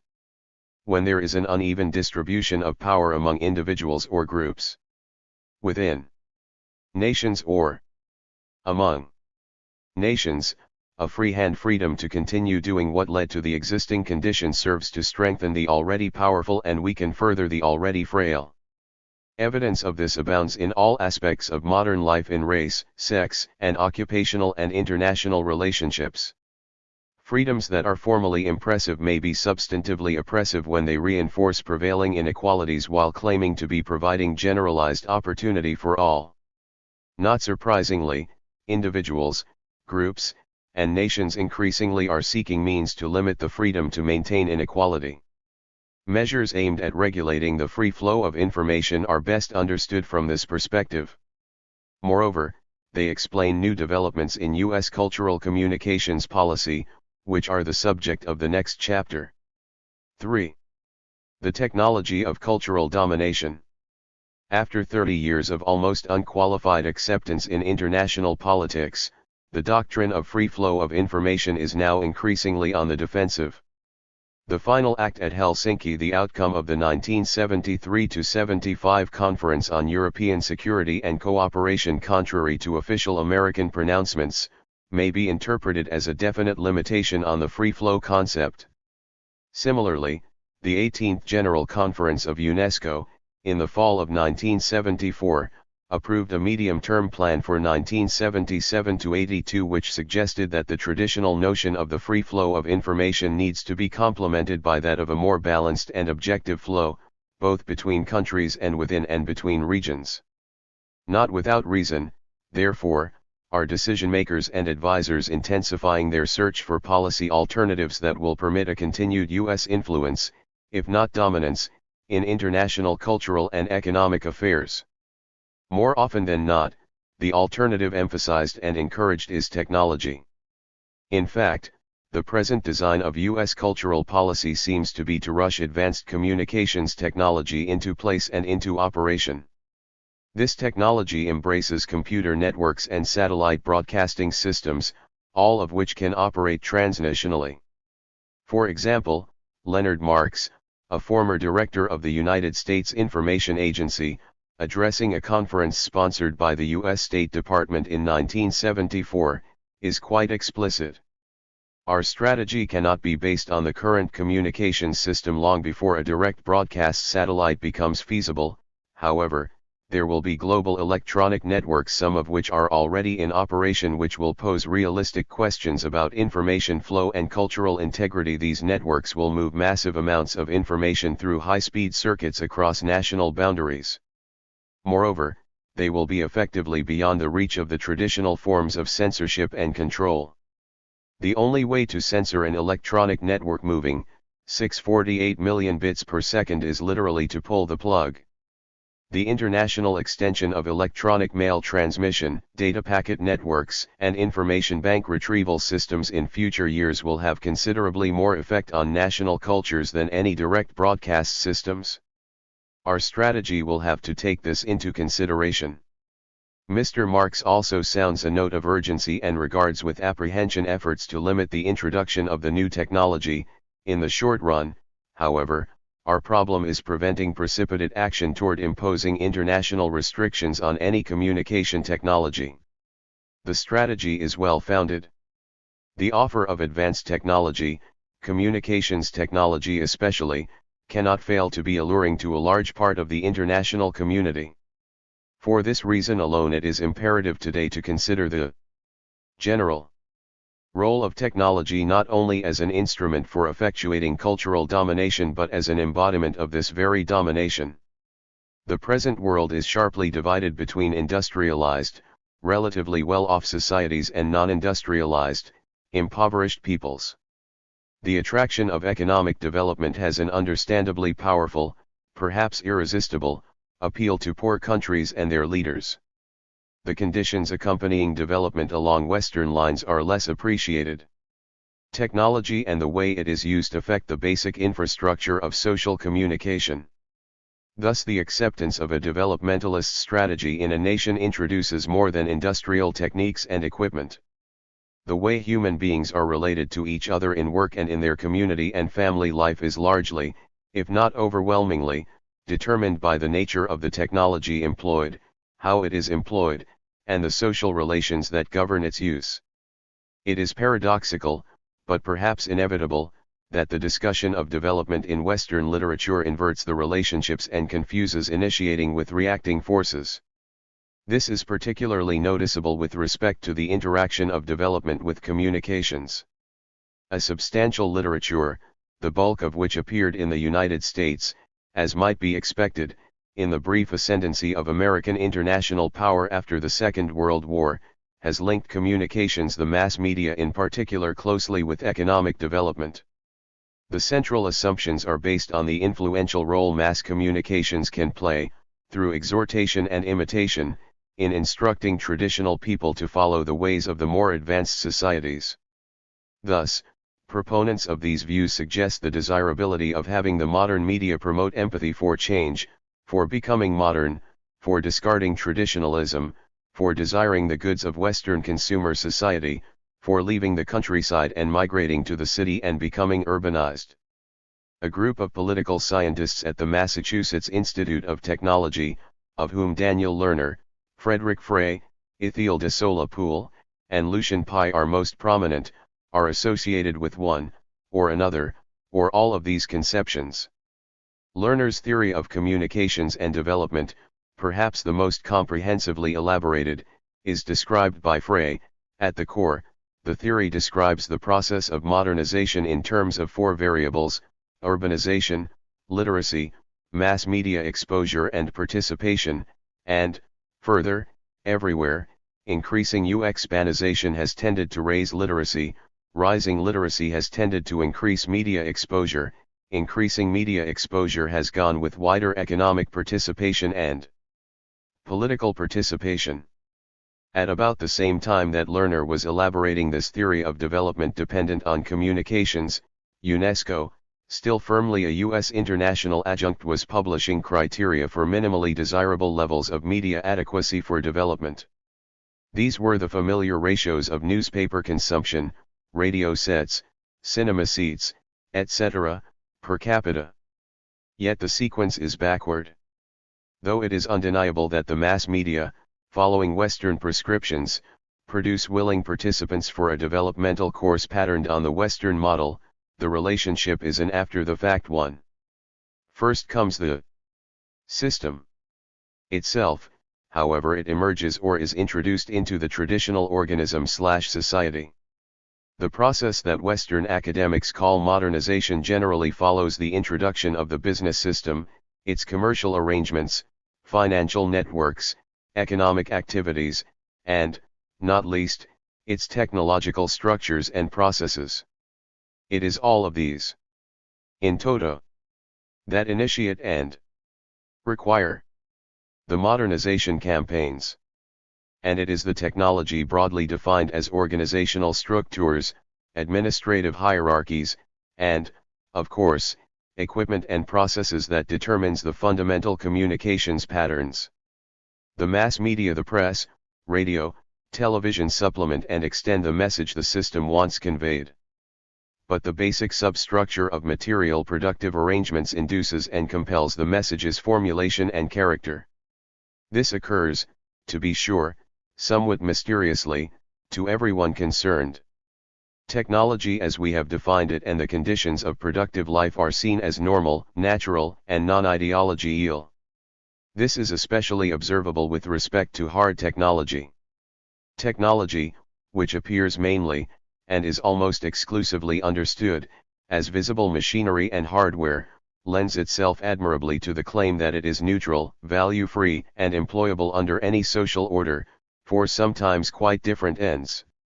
Moreover, the concept of free flow of information, which holds that benefits accrue to everyone participating in that flow, but which, in reality, is a one-way street for exercising domination by the already powerful, is extended to technology with the still greater likelihood of intensifying the dependency of the weaker parties.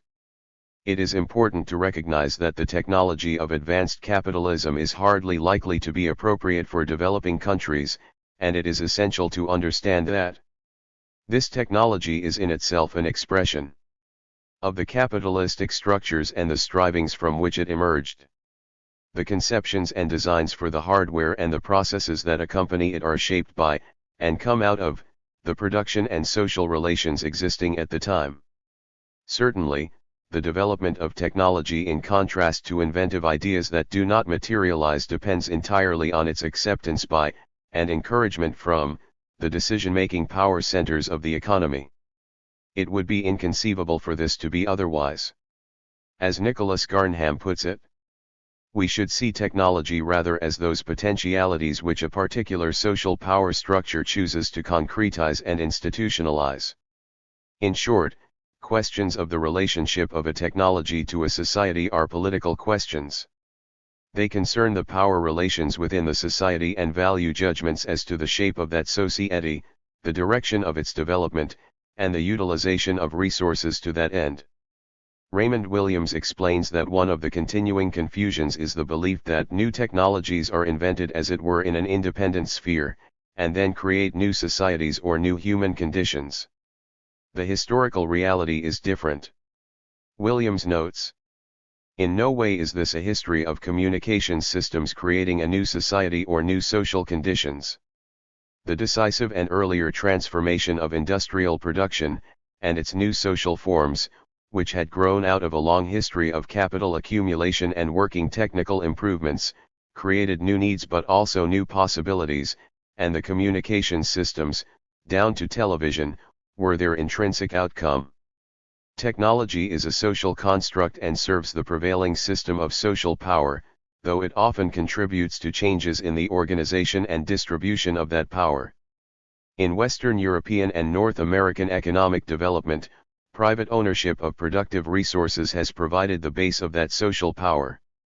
The technology that has been developed arose out of the felt needs of that power and has been utilized to consolidate and extend it. The interaction of technology and capitalism and the presentation of that inseparable interrelationship as apolitical deserve the closest scrutiny.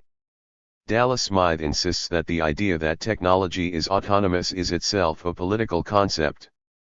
To accept technology as a universal tendency inevitably leads people to regard technology as something that is happening to them without their consent, awareness, or the possibility of controlling it. The belief that productive forces evolve autonomously may have been appropriate to an earlier historical time, but at least since the Second World War, massive governmental and corporate budgets have been allocated to scientific and technological research with deliberate objectives in view. The technical applications that derive from these enormous expenditures can hardly be regarded as having been randomly discovered or autonomously developed. Liability to recognize the social origins of technology explains, in large part, the sense of individual helplessness that pervades most advanced industrialized states today. Yet in the important fields of communication and transport, the evidence of the capitalistic origins and system-determined nature of the technology in use is overwhelming. Radio and television broadcasting, for example, as Williams observes, were organized and developed in the context of an already atomized society, each fragmented family unit living in its private home. And this arrangement was the inevitable outcome of a market-dominated development that broke up the community and sealed individuals into isolated physical and psychological cubicles. Transmission from centralized message centers to atomized individual receivers serves and replicates the one-way flow that is built into the system and that separates the rulers from the ruled. So, too, the automobile, as Garnham writes, was not the product of the invention of the internal combustion engine, but the internal combustion engine was rather one of the instrumentalities sought and found by capitalism at a certain stage of industrial development to be put into social use through the development of production line techniques and, even more important, marketing.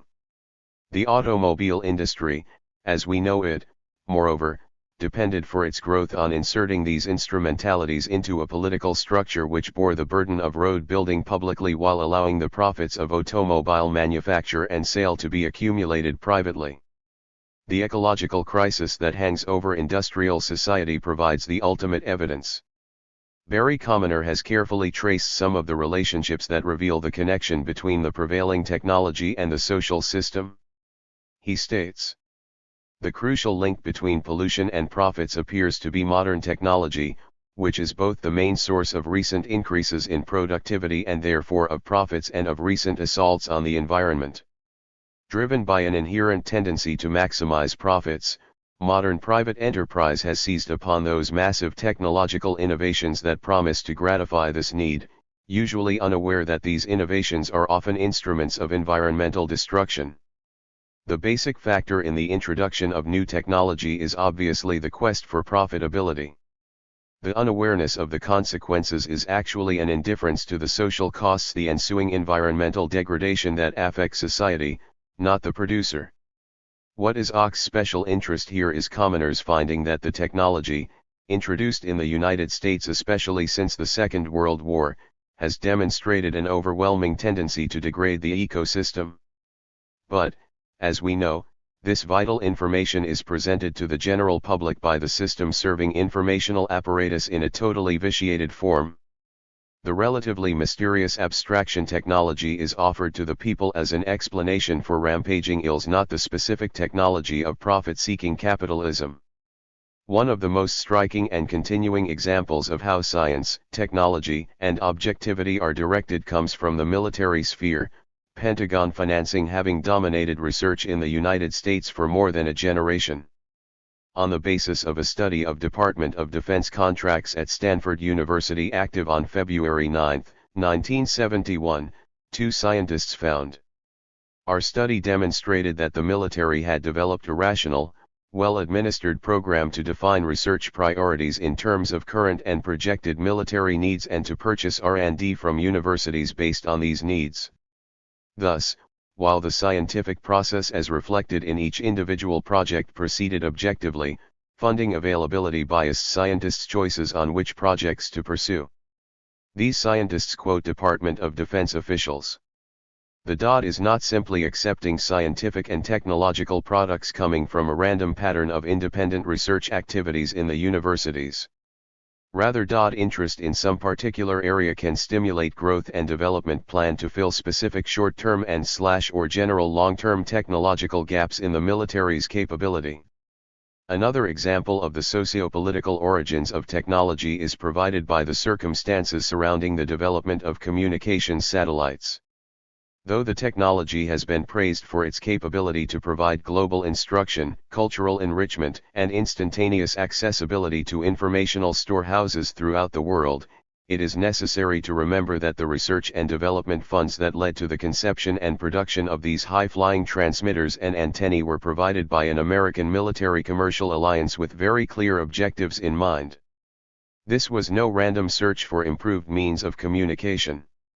Satellite development, from the beginning, represented the successful drive of private communications corporations in the United States to dislodge the British from their domination of international communication, exercised through their control of intercontinental submarine cables. In this effort, monopolistic business worked closely with the U.S. Armed Forces, whose interest in instantaneous global communications was extraordinarily high as well it might be, with the task of servicing an American empire with troops deployed on all continents.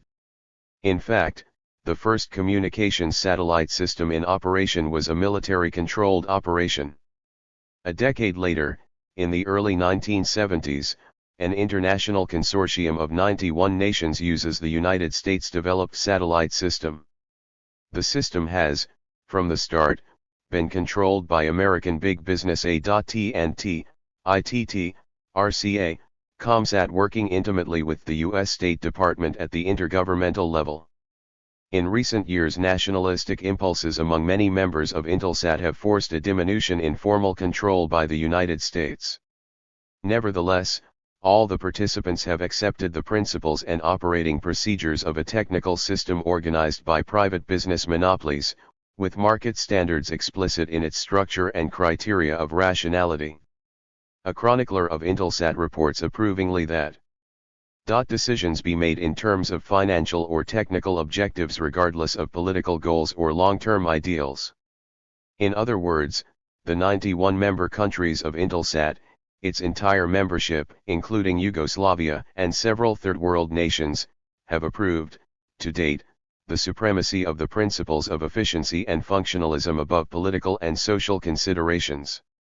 This is no small ideological and profit-producing victory for capitalism in general and American corporate business in particular.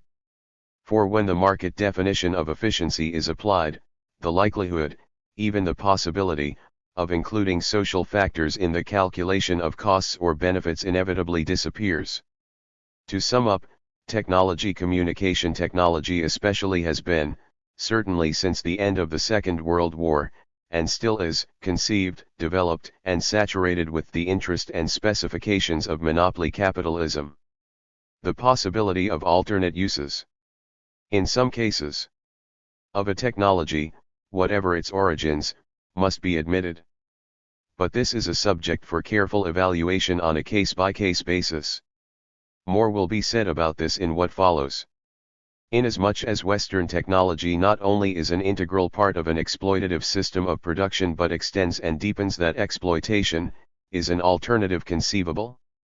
One possible approach is to reject the prevailing features of Western technology while examining possible alternative directions that technological discovery might have taken if the motivations and incentives and distribution of social power had been different. Basic to this view is the recognition that inventions, discovery, and science in general evolve out of the historical process and from the socially experienced needs of an age. In the development of this or that process or product or machine, there are alternatives and different opportunities. The distribution of social influence and authority determines what course and which option will be followed, which opportunities will be seized and which left unexplored. Garnham notes, for example, how the Luddite movement in England, at the time of industrial capitalism's early development, has been maligned and its challenge deliberately misinterpreted. Until recently, this movement of opposition to nascent industrial capitalism by a nascent working class, has been characterized as stupid, doomed opposition to beneficent progress. It was no such thing. It was rather a struggle not about technology itself, but about choices of technologies and the uses to which technology was to be put. They were against the introduction of a technology that favored centralized control by capital in factories over decentralized control by the weavers themselves. Though many of the initial opportunities for a different historical course may have been irrevocably lost, recognition that what in fact now prevails is evidence neither of its evolutionary superiority nor of its inevitability is extremely important in itself, particularly for societies that may still have some measure of choice. Certainly, understanding that the adoption of a technology will have a far-reaching and possibly destructive influence on an entire web of social relationships is an elemental precondition for meaningful social decision-making. The least that could be expected from such an understanding is a deceleration in the rush to copy and follow Western developmental models. This suggests resistance to the view that development is a race, that participation in the race cannot be delayed, and that the race must be run on the track already prepared by those who have been traveling dizzily around its course for a long time. The standing order with respect to importing Western technology into the Third World and elsewhere might be why rush. Indeed, the watchwords might better be delay, postpone, defer. John Lent asks, for example, about a situation such as in Malaysia where plans are moving ahead for color television before black and white has been fully implemented. Why? The answer comes not exclusively from Malaysia but also from the center of monopoly capitalism. The market for black and white sets in the United States in the late 1950s was nearly saturated. To keep production moving and profits high, color television was rushed onto the domestic market and expensively promoted. Did Americans need this? Do Asians benefit from following the same course? Evidence from a variety of sources suggests the enormous utility of deliberation, reflection, careful evaluation, and hesitancy before introducing anywhere the latest models of advanced technique and research coming out of the corporate, profit-oriented West. For example, the implications and the effects of the highly publicized Green Revolution, the introduction of high-yielding varieties of seeds to many Asian countries, are only now beginning to be considered. According to a report in Science magazine, an important general criticism of the Green Revolution is that, far from being custom designed for less developed countries, it is simply American agricultural technology transferred abroad. The most pressing aspect of this criticism is that the Green Revolution package, like American agriculture, is reliant on high-energy inputs such as fertilizer, pesticides, and fuel. Green Revolution crops perform to meet the Western commercial criteria of large production and high profits. They are bred and designed to be grown as monocultures and in monocrops, the whole field being planted to the same single variety of the same crop. Reduction of diversity is generally only of advantage in a highly commercialized agriculture, where crop uniformity is an aid to mechanized harvesting, packaging, and marketing. For the peasant farmer, reduction in the number of crops or varieties he plants is a guarantee only of greater risks. What is offered as life-saving technology may instead be a community-shattering disaster. Another grim example of what may be expected of market-spawn technology comes from the medical field. Cancer specialists point out that cancers we are now seeing had their origins 15 to 35 years ago. The air we breathe contains gases and particles that never before entered the human lung. Our food has chemicals designed to improve its taste, freshness, and appearance, but which are strange to our intestines, livers, kidneys, blood. They further note that there has been and continues to be no pre-testing of materials for cancer or other serious disease. Examination is for serviceability, saleability, utility. Not long ago, a group of American molecular biologists recommended that certain kinds of genetic engineering experiments be discontinued until the risks inherent in such work could be ascertained. A science writer commented on this unprecedented suggestion. We have no really useful mechanisms for sensible prior discussion of issues like these in scientific research. We need, urgently, to develop better social and political mechanisms for anticipating dangerous research and probably for controlling it, too. On the same question of human engineering, an American scientist, Leon Cass, wrote movingly, "Because we lack wisdom, caution is our urgent need." Or to put it another way, in the absence of that ultimate wisdom, we can be wise enough to know that we are not wise enough. When we lack sufficient wisdom to do, wisdom consists in not doing. Caution, restraint, delay, abstention are what this second best wisdom dictates with respect to the technology for human engineering. He asks, is there not something contradictory in the notion that we have the power to control all the untoward consequences of a technology, but lack the power to determine whether it should be developed in the first place? These are physical questions. Who has begun to think of the cultural psychological questions, of the effects on the hearts and minds of hundreds of millions of people of the receipt of messages tested only for advertising impact and consumerist efficacy? Only a few people in already developed market societies, forced by intensifying social crisis into reflection, are timidly expressing the need for caution and restraint with respect to science and technology. Still fewer are making the connection between the nature of the research and technology and the structure of the prevailing socio-economic order. Nevertheless, with respect to agriculture, medicine, atomic energy, electric power production, synthetic detergents, and a growing number of industries and products, the sentiment is developing that it is past time to call at least a temporary halt. Whether this is even feasible in a solidly entrenched market system is open to question. The point here, however, is that uncertainty and doubt have arisen in the center of the global capitalist structure itself about the work of that system. Surely the yellow light of caution should be flashing throughout the periphery of the system in all those dependent, semi-dependent, and half-allied states that constitute the grotesquely named free world. In the non-capitalist orbit as well, nations that have covertly or openly been fascinated by Western techniques and models might begin to reassess their infatuations. There are no simple rules or guidelines that can be offered to those concerned with avoiding the calamitous course that the private propertied societies now appear to be following. Certainly understanding the social basis of the origins and forms of technology is obligatory. The extent to which a social structure reflects the interests of its working population may be the clue to a nation's vulnerability to the imposition of a repressive technology. Where the social system makes no pretense about its class character, the consequences are clear: further absorption into the Western economic and value system is inevitable. It is doubtful whether an independent national policy is even partially attainable in a class-stratified society founded on property and privilege. Surely, the same or similar imperatives, example pacifying the working people, organizing consumerism, catering to middle-class strivings for status, and, above all, maintaining the system, are present in all market societies developed, developing, and still to develop. It is therefore likely to be simply a matter of the degree, related to the developmental level, of the imitation, penetration, and domination that occur in any peripheral or semi-peripheral market-structured economy.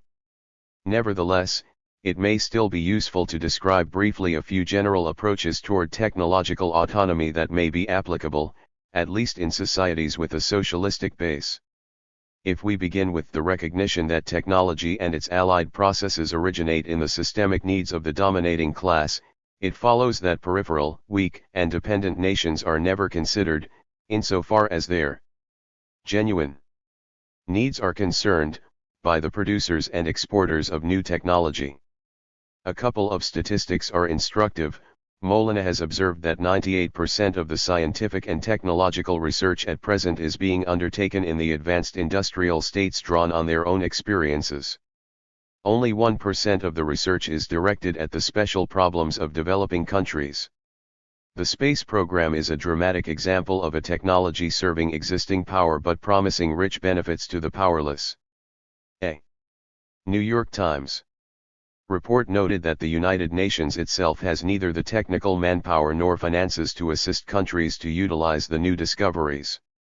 Currently, the space program has a $77,000 annual budget that is supposed to cover the costs of acquainting 100 countries with all aspects of space application.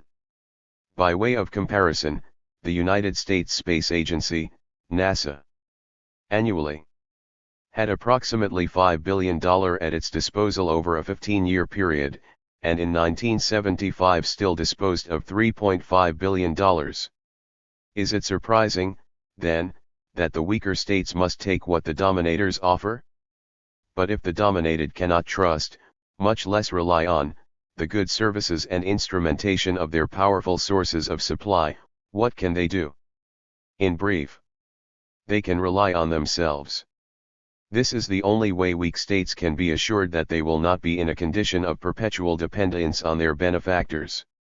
What are some of the elements of a policy of self-reliance?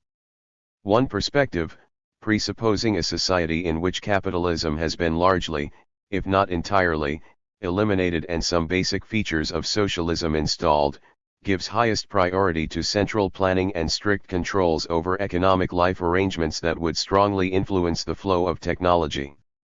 These arrangements would regulate the composition of imports and exports, the amount of foreign investment, the level and nature of personal consumption, and, not least, the control and limitation of tourism and similar activities that distort the structure and behavior of the economy and the people.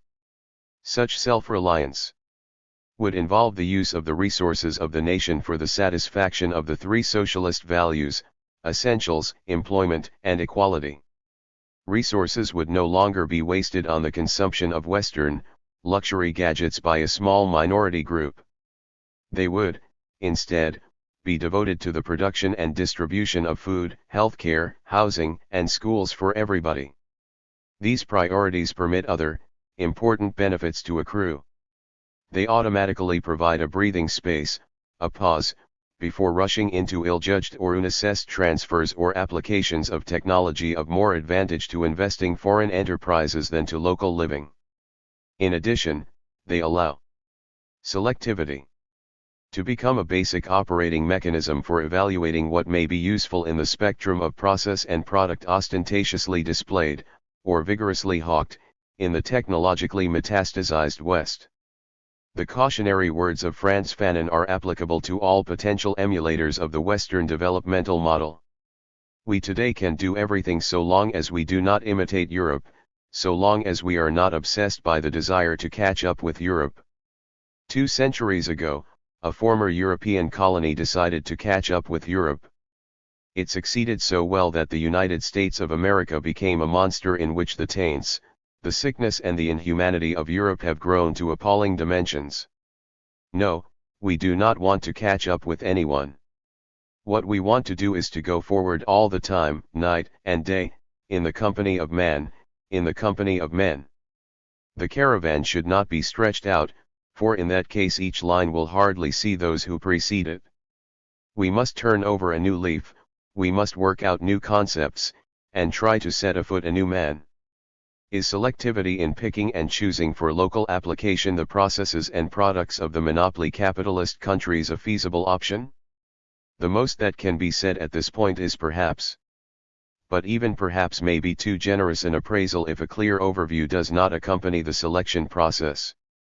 In such an overview, the national community and its leadership must work out in advance a prospect for man and woman, the place of human beings in the economy and the basic goals of the community itself. Dallas Smythe, who has given considerable thought to these matters, has observed, "There is no socialist road in Western capitalist technological development. The reality is that there is no shopping center available in which neutral machinery, processes, and goods are displayed for the convenience and choice of prospective participants in the development race. What is offered can in no way be regarded as what is needed. If there is such a correspondence, it is accidental. It can and should be taken advantage of. But reason suggests that such lucky mutualism can be only an infrequent coincidence. This is noted by Alice. The question of whether or not appropriate, intermediate technology or an alternative technology is available for LDCs should not be made dependent on the question of whether that technology is available in the world or foreign market. It is the LDC's thinkers and LDC's research institutions as one of the elements in its chain of development that should decide this question, with the help of all progressive think potentials of the developed world. But in truth it is the lack of competent and skilled assessing institutions and individuals that poses the problem to begin with. If dependency in the technological area were not so absolute, the dangers would be far less and the alternatives more easily imagined. Juan Carrady has called attention to the feeble and dependent condition of science and the scientific community in Latin America, for example. It is another facet of the general state of dependency and exploitation. Carrady describes what he terms scientism and its consequences for South American nations. In more concrete terms, scientism refers today to the condition of those Latin American scientists who are adapted to the international scientific market itself dominated by highly developed branches of knowledge and who have abandoned the concern for the social and cultural implications of their activities in the context of Latin American dependence. They devote their efforts to specialized research, accepting the goals and standards established by international centers. Some important consequences follow from this situation. One of them is that scientism reinforces cultural and other forms of dependence in Latin America. The situation of dependence finds expression both in the internal development of scientific research and organization in each country, and also in the international brain drain from dependent to metropolitan areas. Scientists in Latin American countries tend to become perpetually frustrated. Those devoted to basic research and who aspire to enter the higher circles of international scientific communities are often frustrated by innumerable institutional and cultural obstacles in their countries, from outright suspicion or lack of official encouragement to absence of funds and equipment as well as permanent insecurity. In seeking to escape these frustrations, many develop intimate ties with foreign institutions operating abroad or in situ, the priorities of which are by no means consonant with the best interests of Latin American countries. Other scientists have lowered their standards and have become gatherers of data for processing elsewhere or else apply locally the results of research done elsewhere. They tend to be more thoroughly de-intellectualized than basic researchers, in the sense of being specialized scientific workers. The intellectual predicament is strikingly parallel to the economic constellation of dependence. Latin American countries become producers of raw data and exporters of qualified scientific personnel. Is it reasonable to expect that this situation can produce the kind of selectivity in technological matters that is required to overcome dependency? Hardly. Even less may be expected from the advanced capitalist centers of development. There, whatever assessment there is, has been traditionally undertaken by the same groups and interests that control the research and the products that research stimulates. Actually, instead of assessment, there is often an effort, in the United States at least, to prevent the consideration of the possible long-term effects of a new technology. The case of direct satellite broadcasting is illustrative. Though no one has claimed that transmitting from a space satellite into a home receiver is immediately in prospect, the technology is known and capable of construction. Consequently, it is not surprising or alarmist that many nations have expressed a deep concern about the possible results of direct satellite broadcasting sometime in the future. This concern is an outgrowth of the existing state of affairs, in which a handful of media conglomerates in the rich, industrialized, capitalist economies already dominate the international flow of news, films, magazines, TV programs, and other items. Efforts undertaken in UNESCO and the United Nations to forestall the complete capture of direct satellite broadcasting by these same commercial interests are bitterly contested by the United States. The United States position, directly expressing the interests of North American media conglomerates, has been that any international agreement on the principles that should govern satellite broadcasting premature. According to this view, the immediate task not to develop the principles of an international agreement but to experiment with satellite broadcasting so that its full potential may ultimately be achieved and to develop the spirit and methods of international cooperation in this field. If rules were promulgated too soon, said the United States, they might freeze the development of satellite broadcasting. In short, no rules, no assessment, let the technology proliferate. Only after it has created its own imperatives, according to the prevailing corporate power structure in which it develops, is the subject of regulation and control legitimate.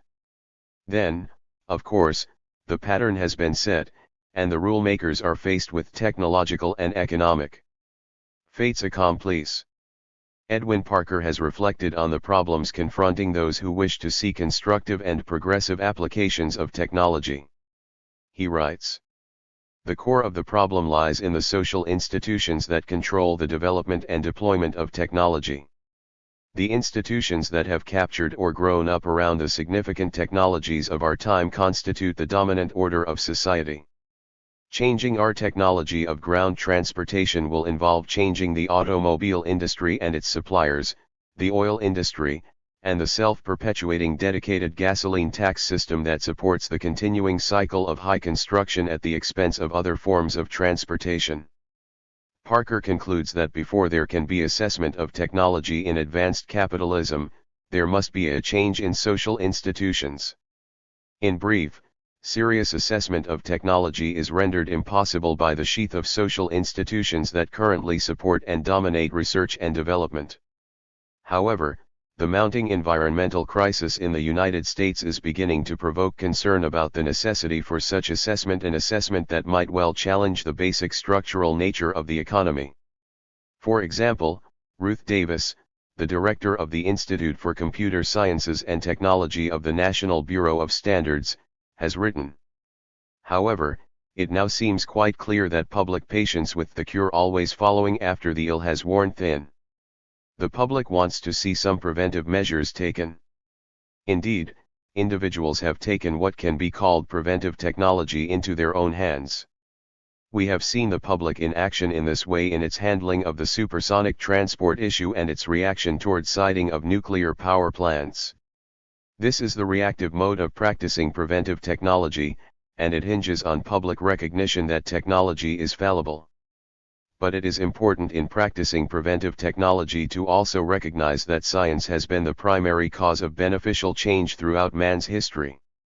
It is now time for the formalization of preventive technology as a scientific specialty.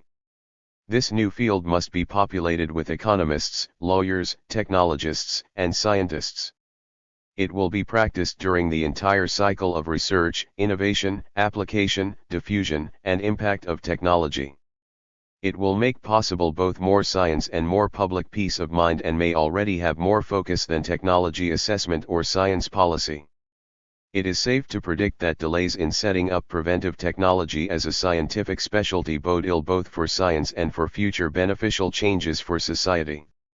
Countries that have set out on new paths, those that have already changed their basic social institutions, may hardly be in a position to judge, in technical terms, the impact of sophisticated technology and processes developed in the West, but they can assess the social structure of the system that is their progenitor. Moreover, they, better than anyone else, can understand the needs of their own people, and they should have a vision of what their social objectives are. These are very general tools indeed for policy making that must deal with high precision and complicated instrumentation. The main point, it may be useful to repeat, is that despite the urgency of vast, unmet, human need, caution is imperative. A course of development that may be irreversible and that may lead, at best, to a poor imitation of what already exists and functions so disastrously, from a human standpoint, in the advanced capitalist part of the world, is no benefit to the people who desperately require material improvement. And, as we observed at the beginning of this discussion, the technology itself is a powerful form of communication, not merely its channel for transmission. 4. National communications policies, a new arena for social struggle.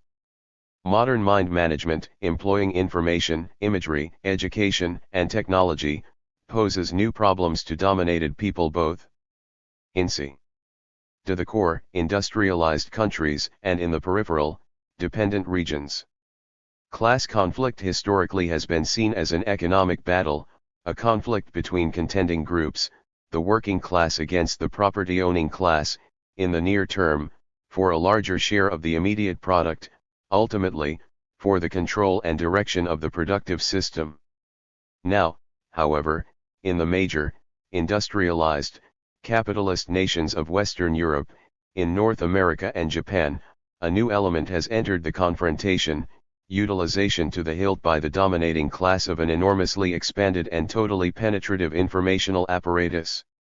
In the still unindustrialized countries, struggling to overcome their economic dependency, national independence, and social transformation are blocked to the extent that the communications system is controlled by or represents the dominating class, externally or internally based.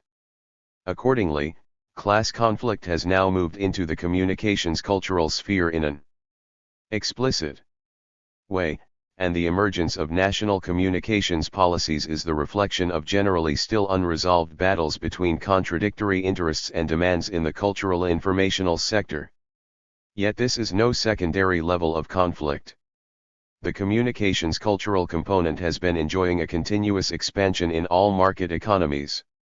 It seems likely to become, both, absolutely, and Qualitatively, a critical, if not the central, locus of the future struggle within and against capitalism.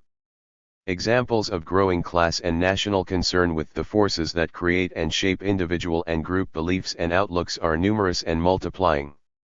The Finnish government announced, in June 1972, the formation of an official committee to consider the initiatives which the state should take on problems of mass communication. Proposals for a communications policy for Canada were submitted by the government to public consideration in March 1973. And, in January 1975, the Secretary of State for External Affairs declared a new policy for Canada, one that would strengthen the economy and other aspects of national life in order to secure independence. UNESCO's Advisory Panel on Communication Research recommended, in 1972, the creation of national communications policies. In implementation of its panel's recommendation, UNESCO supported a series of studies on national communications policies, which began to be published in 1974. Earlier, an intergovernmental conference on cultural policies in Europe, under UNESCO sponsorship, was held in Helsinki, in June 1972. European communications policies were the subject of a symposium under the auspices of the International Broadcast Institute in May 1973.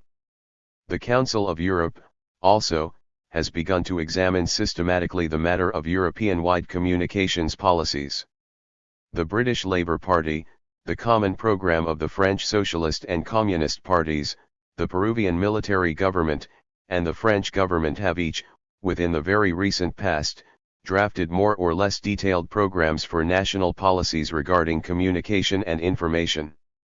In addition, a Colombian Conference on Communications Policy and the resolutions against cultural imperialism adopted by the non-aligned nations in Algiers in 1973 reveal the international breadth of the concern. As the communications informational issue is inseparable from the ultimate issue of societal control, it is to be expected that claims to participate in communications policy making are not limited to official governmental ministers and agencies.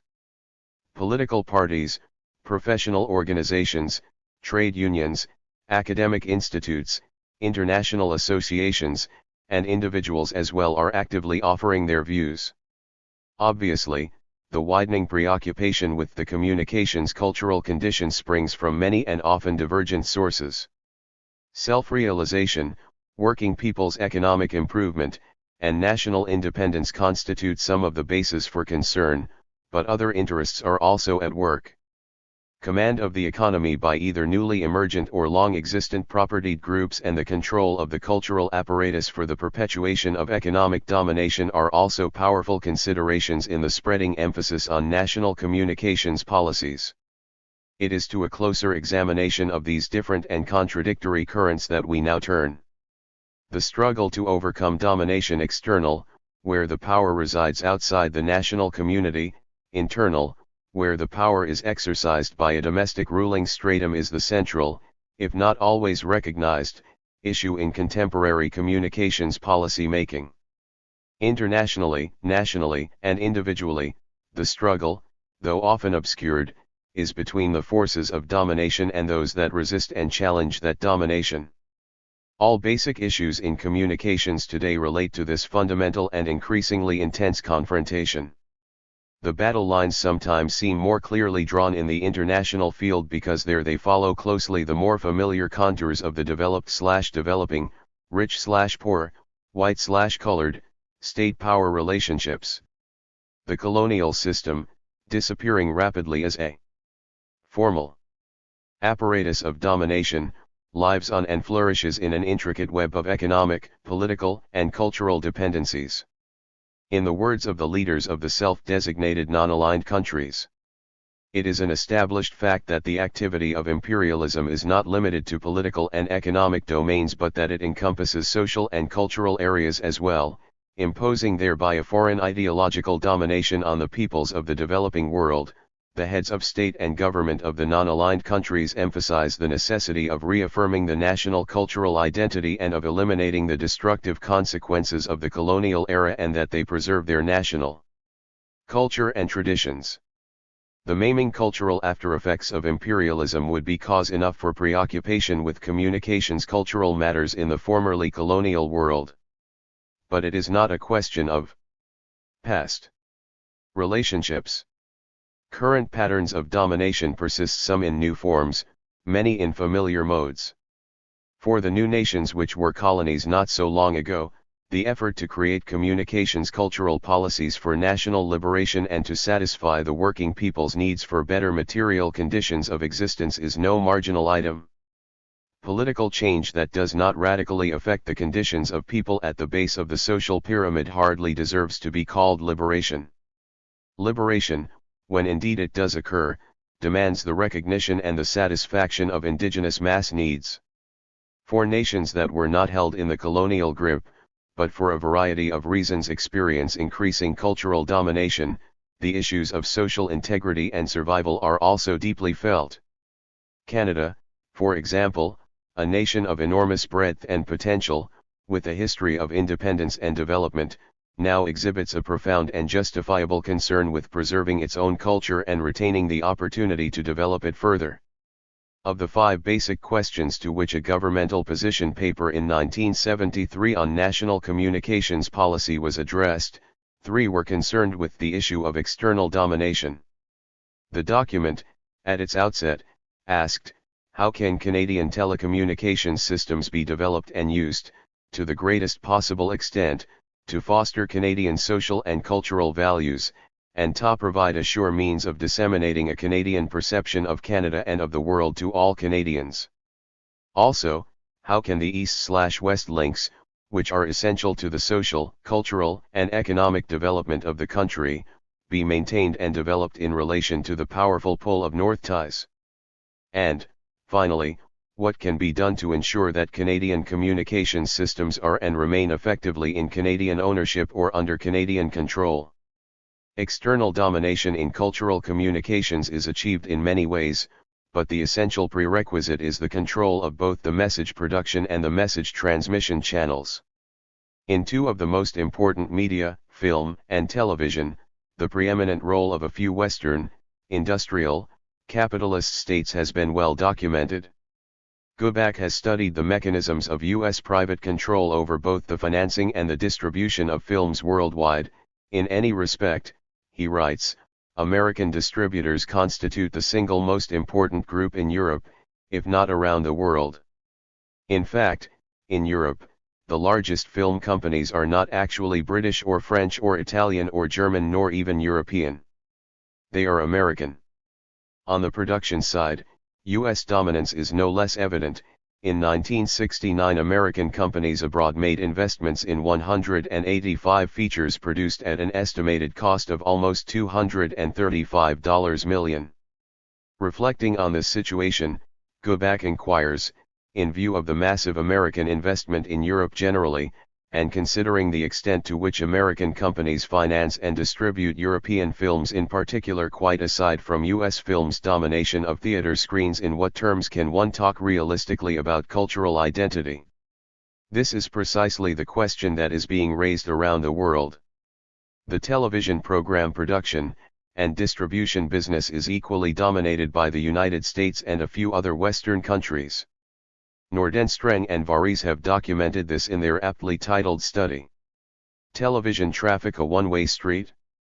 Underpinning all the media and communications systems in general is the technological base. The creation of new technology, its management, and its distribution are the ultimate tests of modern power and the ability to dominate. As might be expected, the United States, on the strength of its tremendous industrial base and 20-5 years of stupendous military research and development expenditures, enjoys a commanding position in this vital area. To be sure, this dominance is observed with satisfaction. Technology is the leading source of increased productivity and efficiency, and its transfer has important consequences for international economic relations. The United States has for many years held leadership in research and its application for commercial purposes. It has also been the source of much of the managerial and marketing know-how moving into the world economy. In 1973, the royalties and fees collected by U.S. business for making available some of its processes and technology amounted to $3.5 billion. In the light of this heavy, in some instances almost total, dependency on foreign media products, foreign technology and technical processes, the anxiety of developed and developing countries alike to preserve a modicum of cultural autonomy is quite understandable. Yet despite the prevailing patterns of international media flows and the technical processes and economic power that support them, the technology now appearing could be disturbing, at least potentially, to the structure of domination that presently exists. Foremost in this respect is the surge of communications innovation that has appeared in the last few decades: television, satellites, cable, computers, etc. It is realistic to imagine that this proliferation of improved and varied communication channels causes dislocation, problems, and even crises in established arrangements and accustomed modes of information and message handling. Indeed, the belief that technology alone is the source of modern man's unsettled state is a widely held view, especially in the United States. One writer, for example, reflecting on the increased interest in what he terms policy research in mass communications, what is referred to here as national communications policy making, attributes this interest mostly to the exponential growth in the rate of technological change. He notes the accelerating rate of innovation in communication means and sees this as the prime mover in creating the social disturbances that are attracting attention to the communications sector of social existence. Some of this is no doubt true, but it misses the main point. To begin with, as Raymond Williams has explained so well, technological change in and of itself is not the determining factor. In no way is this a history of communication systems creating a new society or new social conditions. The decisive and earlier transformation of industrial production, and its new social forms, which had grown out of a long history of capital accumulation and working technical improvements, created new needs but also new possibilities, and the communication systems, down to television, were their intrinsic outcome. Technological innovation does not arise out of thin air.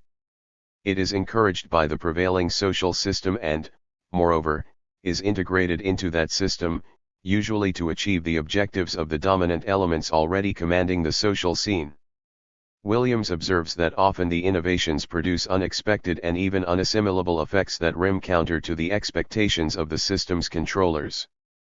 Nevertheless, in the initial period of technical innovation, it is reasonable to assume that the new instrumentation will be seized and directed by the forces then controlling the community. But, of course, there will be all sorts of tugs and pulls, and outcomes are not always predictable.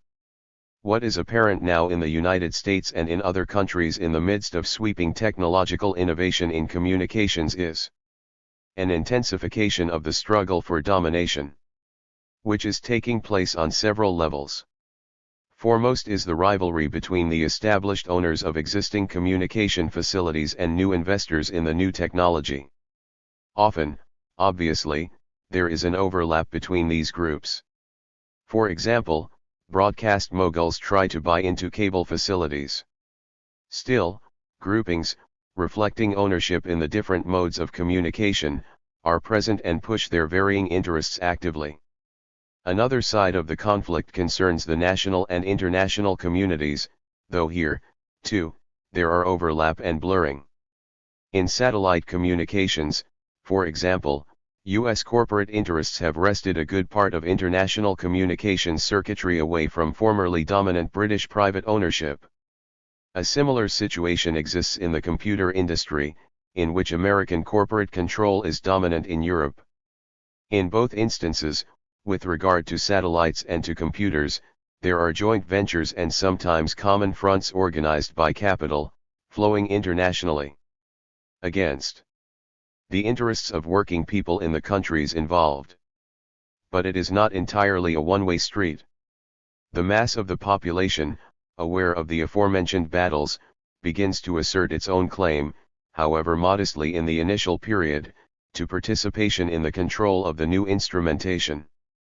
The outcome of the conflict is made somewhat more chancy because some of the patterns of stability are temporarily disrupted. This is not to suggest, either, that the entire system of control is momentarily nullified, or that the technology is outside the conflict.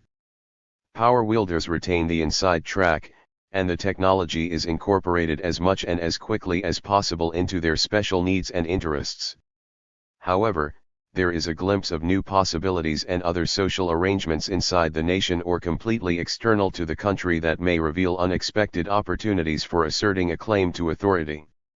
The case of satellite communications is illustrative. Conceived, researched, and created by the most aggressive core of American capitalism, satellites have been organized into a global system serving the objectives of American equipment producers, electronics corporations, the military establishment, and the general advertising and commercial community. At the same time, the advent of space communications has spotlighted the overall issues of structural control, financial and technological dependency, and the dramatic side of information penetration from the heavens. International recognition of these issues has raised the struggle to escape domination to new levels. In doing so, it has attracted additional voices and diverse interests. In this sense, the introduction of the new technology of space communications has contributed to the ongoing efforts of those in control to impose new and extraordinarily effective means of domination. But it has also helped to arouse those who are now dominated to increase their efforts at resistance and to extend the area of conflict to a more visible arena. Examination of the conditions in which cable television and cassettes and computers are being introduced in the United States and other Western nations reveals similar tendencies.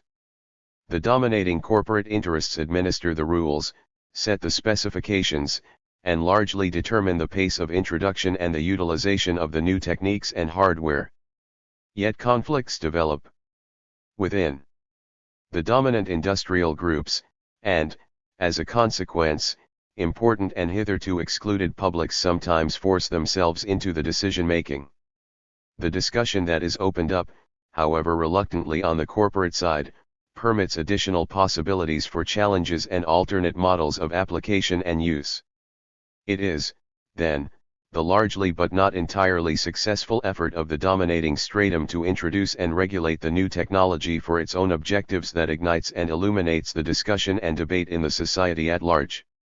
Increased interest in national communications cultural policy making is best understood from this perspective. The existing pattern of unequal and unilateral information flows and the discoveries in communication technology are specifically identifiable factors that partly explain the increasing efforts in many countries to formulate national communications policies. Less visible but not less significant is the result of a long-term historical process that is still unfolding. Enormous concentrations of private capital have assisted in the creation of large-scale industry, which in turn has provided a remarkably high level of productivity. The capability to manufacture greater and greater outputs with declining inputs of labor arises from the introduction of automated machinery, efficiency at the worksite, and, not least, the efforts of a skilled and well-trained labor force. As a consequence of the higher productivity in industry and of pressure from labor, one can now observe a substantial and enlarging portion of non-working time in the daily lives of working people. Whether these non-working hours deserve to be regarded as leisure or, probably more appropriately, as recuperative time from alienating labor is a matter that will not be taken up here.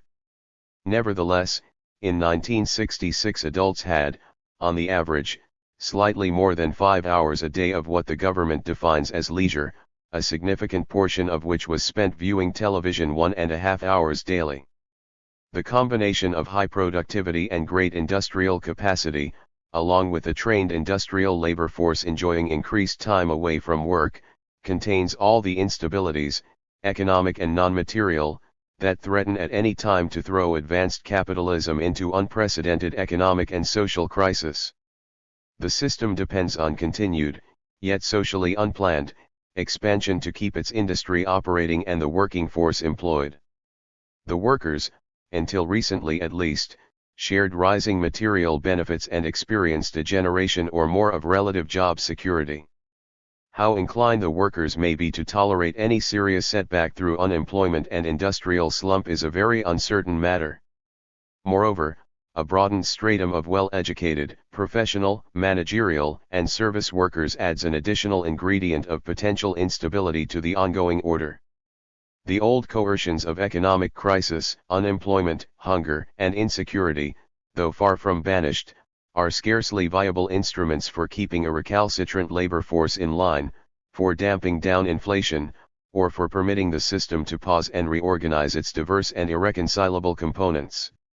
These realities of contemporary industrial life make conscious reliance on persuasion and image creation a major and growing feature of modern capitalism. The annual revenue of the advertising industry in the United States in 1975 was expected to exceed $28 billion. Most of this huge outlay is absorbed in organizing and channeling consumer demand. The various social indicators do not offer information on other forms of psychological massage that now occupy a privileged place in the processes of government and industrial enterprise. Governmental information, industrial public relations, opinion polling, and mass media outputs in general are the present-day components of the systemic effort to cajole, persuade, manipulate, and govern. Given these characteristics of late 20th century capitalism, it is not surprising that the formulation of national communications policy has a domestic as well as an international side. And the criterion of domination is equally applicable overseas and at home. Abroad, American corporations and their indigenous counterparts seek markets and operating security by gaining control of the infrastructure of persuasion, the mass media. Domestically, the process is essentially the same, but more advanced. Inside the United States, communications issues of access, regulation, utilization of the new technology, and financial support are seen best within the framework of an advanced and crisis-riddled state capitalist order. The issues in communications assume increasing significance in the larger struggle to maintain or to change the total system. Information and the entire communication process have become key elements in the business of social control. Accordingly, national communications policy making may be regarded as a battleground of the contending forces on the social stage. For a time, it is possible that national communications policy making may be exclusively in the domain of the dominating stratum, though the policies elaborated may reflect divisions of interest and opinion in that stratum as well. As recognition of the significance of the informational sector develops and its role becomes more fully apparent, it is inevitable that struggles to participate in policy formulation will involve, more and more, the attention of the dominated stratum. It is to be expected that the workers most directly engaged in the message production system would be drawn into the question of national communications policy making. This occurs for both material and non-material reasons. One of the basic characteristics of the message-making and transmission industry, the consciousness-shaping industry, is precisely that it is an industry. In a market society, the media in all their aspects conform to the economic imperatives that affect other industries. Workers produce the values that owners appropriate. One enterprise expands at the expense of another. Concentration of media power follows an economic course and is subject to the same constraints, or lack of them, as other sectors of industry. In the area of manufactured culture and information, direct economic pressures are experienced by the labor force. In the case of newspapers, for example, a trend, observable in all advanced capitalist countries, for the press to become tightly concentrated results in a heavy burden for the working force. As papers merge and staffs are consolidated, press workers lose their jobs. When papers are bought and sold and new owners set different editorial policies, the employees are confronted with the hard fact of what freedom of the press means in a private ownership context. It is this understanding, born of job and editorial insecurity, that produces a strong reaction among informed professional labor against the organizational arrangements that presently administer the sector of work. The movement for editorial democratization/participation in the Netherlands, for instance, is described as the direct outgrowth of economic crisis in the publishing industry. A Federal Republic of Germany Fair Press Bill has similar antecedents. It is noteworthy that it is material need in the consciousness-shaping industry, a sector that specializes in non-material products that forces attention to the larger issues of communications policy making and media control. But when the pressure of personal economic adversity is combined with an acknowledged high level of information that characterizes the working force in this area, some unusual patterns of resistance may be expected. In any case, the concern of workers in the consciousness-shaping industry at this time, especially those in the print field, for their material welfare brings an influential stratum of advanced capitalism's labor force into the emerging clash over communications policy making. The struggle for a comprehensive approach to communications informational affairs, one that strives actually to inform people, can in no way be regarded as an indication that in market economies no communication/cultural policy exists. To the contrary, a UNESCO panel of consultants noted, in 1973, communications policies already exist in every society, though they may frequently be latent and disjointed rather than clearly articulated and harmonized. What is proposed is therefore not something radically new, but rather a new look, an explicit statement and a deliberately prospective reformulation of practices already generally established. What exists, for the most part, in advanced market economies is a varying mixture of governmental regulation and subsidization of the mass media. The government itself constitutes a powerful news-generating agency. Beyond it is a more or less freewheeling private sector that dominates communication activities outside the official sector. In this sector are included filmmaking, TV production, newspapers, books, records, advertising, public relations, opinion polling, and market research. In the private sector no policy as such can be said to prevail, in that a prescribed set of rules and codes is generally absent. There is rather what might be called institutionalized communications domination. Much as the expression has been used with respect to race and sex. Institutional racism, for instance, argues that people are subject not to specific legislative acts of discrimination, though these may be present too, but that social existence is so structured that racism is inevitable. If blacks, for example, have been excluded in the past from adequate education, the dynamics of the system operate to perpetuate the existing imbalances in income and opportunity. Individual components in the system may legitimately, if hypocritically, claim that they are helpless to intervene because the disadvantaged do not possess either the skills, training, personalities, etc., for the higher-paying work. A parallel situation exists in institutionalized communications domination. Again, a UNESCO report describes the condition. The present media structures have grown from systems which were designed to effect a vertical information and persuasion flow from the top to the bottom of society.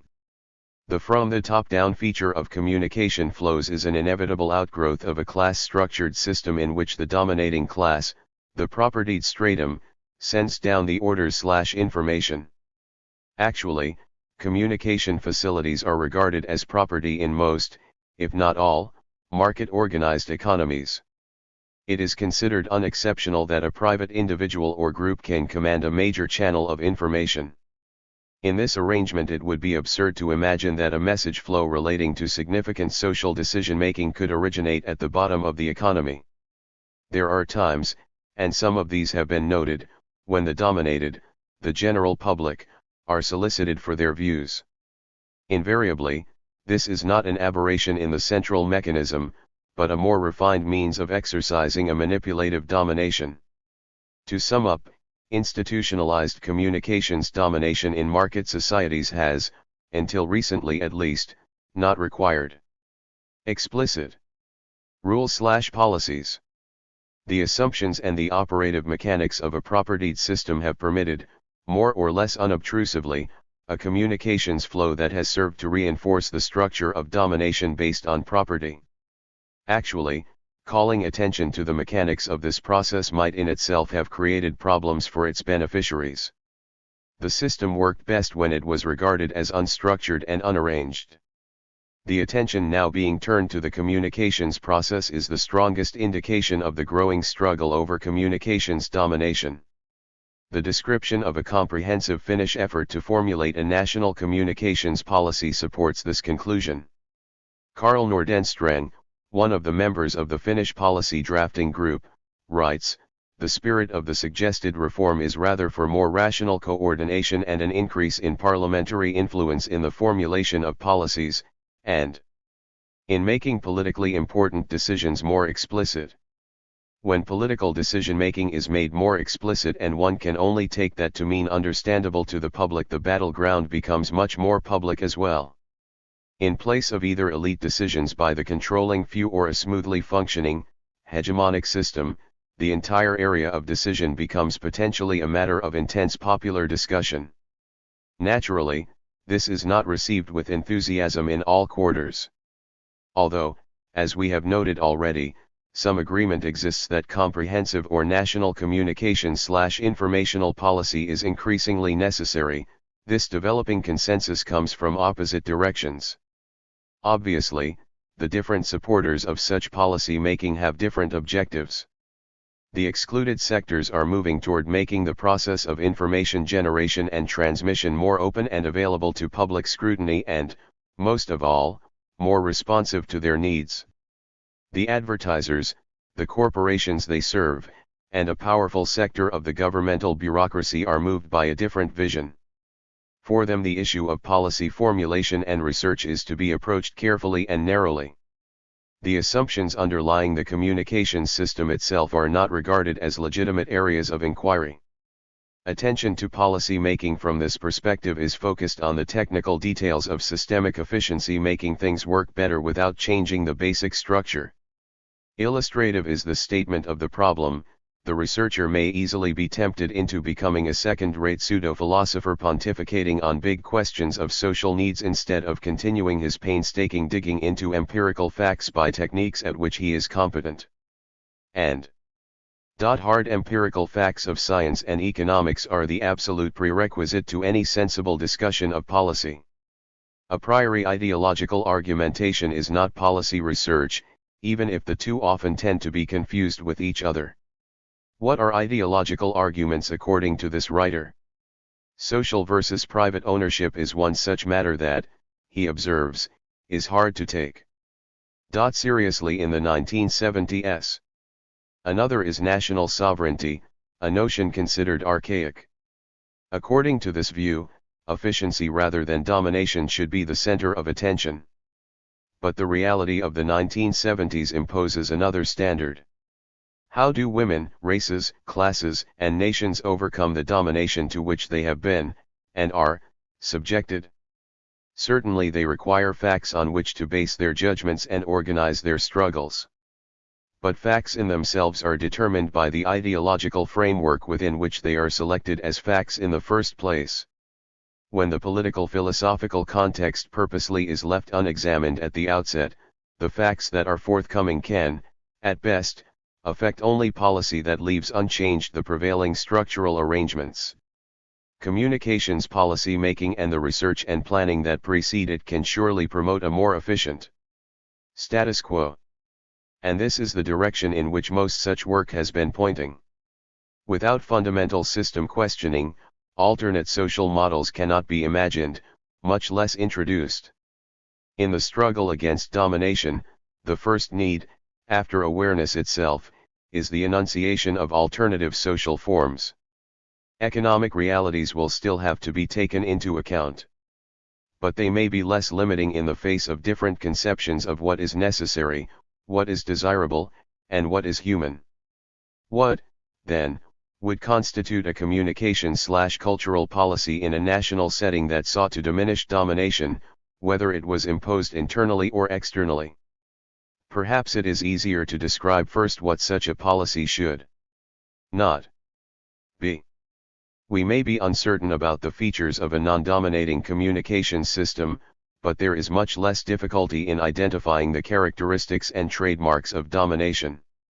It may be accepted at the outset that the forms, expressions, and general structure of Western, capitalist communications cannot be adopted intact as an appropriate model in societies seeking cultural liberation, though this model is continually offered by Western analysts and researchers. It is not easy to ignore the Western communications system and its products. The system is powerful and possesses the means to present itself and its products globally. Moreover, the virtuosity of the instrumentation, combined with expensive, expertly made material, make the entire operation appear the essence of modernity, vigor, and attractiveness.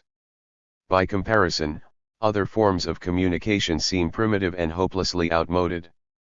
Those who have familiarity with American marketing are aware of the great attention that is paid to packaging, the wrapping, the lettering, the color, the print size, the shape, and the style of the container often take precedence over the content. In the communications system as well, the distinction between content and package cannot be ignored. Attention must be centered on what is in the container and the means by which it got there. If and when this is recognized and understood, the ability to evaluate the Western model of communications will be sharpened immeasurably. Some claim that an expression of support for cultural integrity is equally a defense of traditionalism and reinforces the most conservative and repressive elements in poor societies.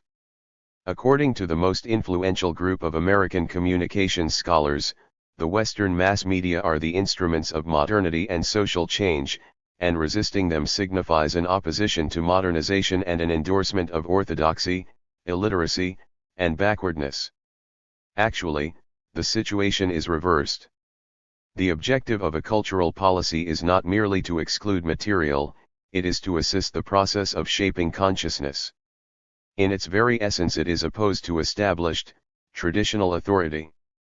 Fanon, years ago, observed that culture could not be seen as a relic, a museum item, something a worshipper exhumed and placed in a showcase.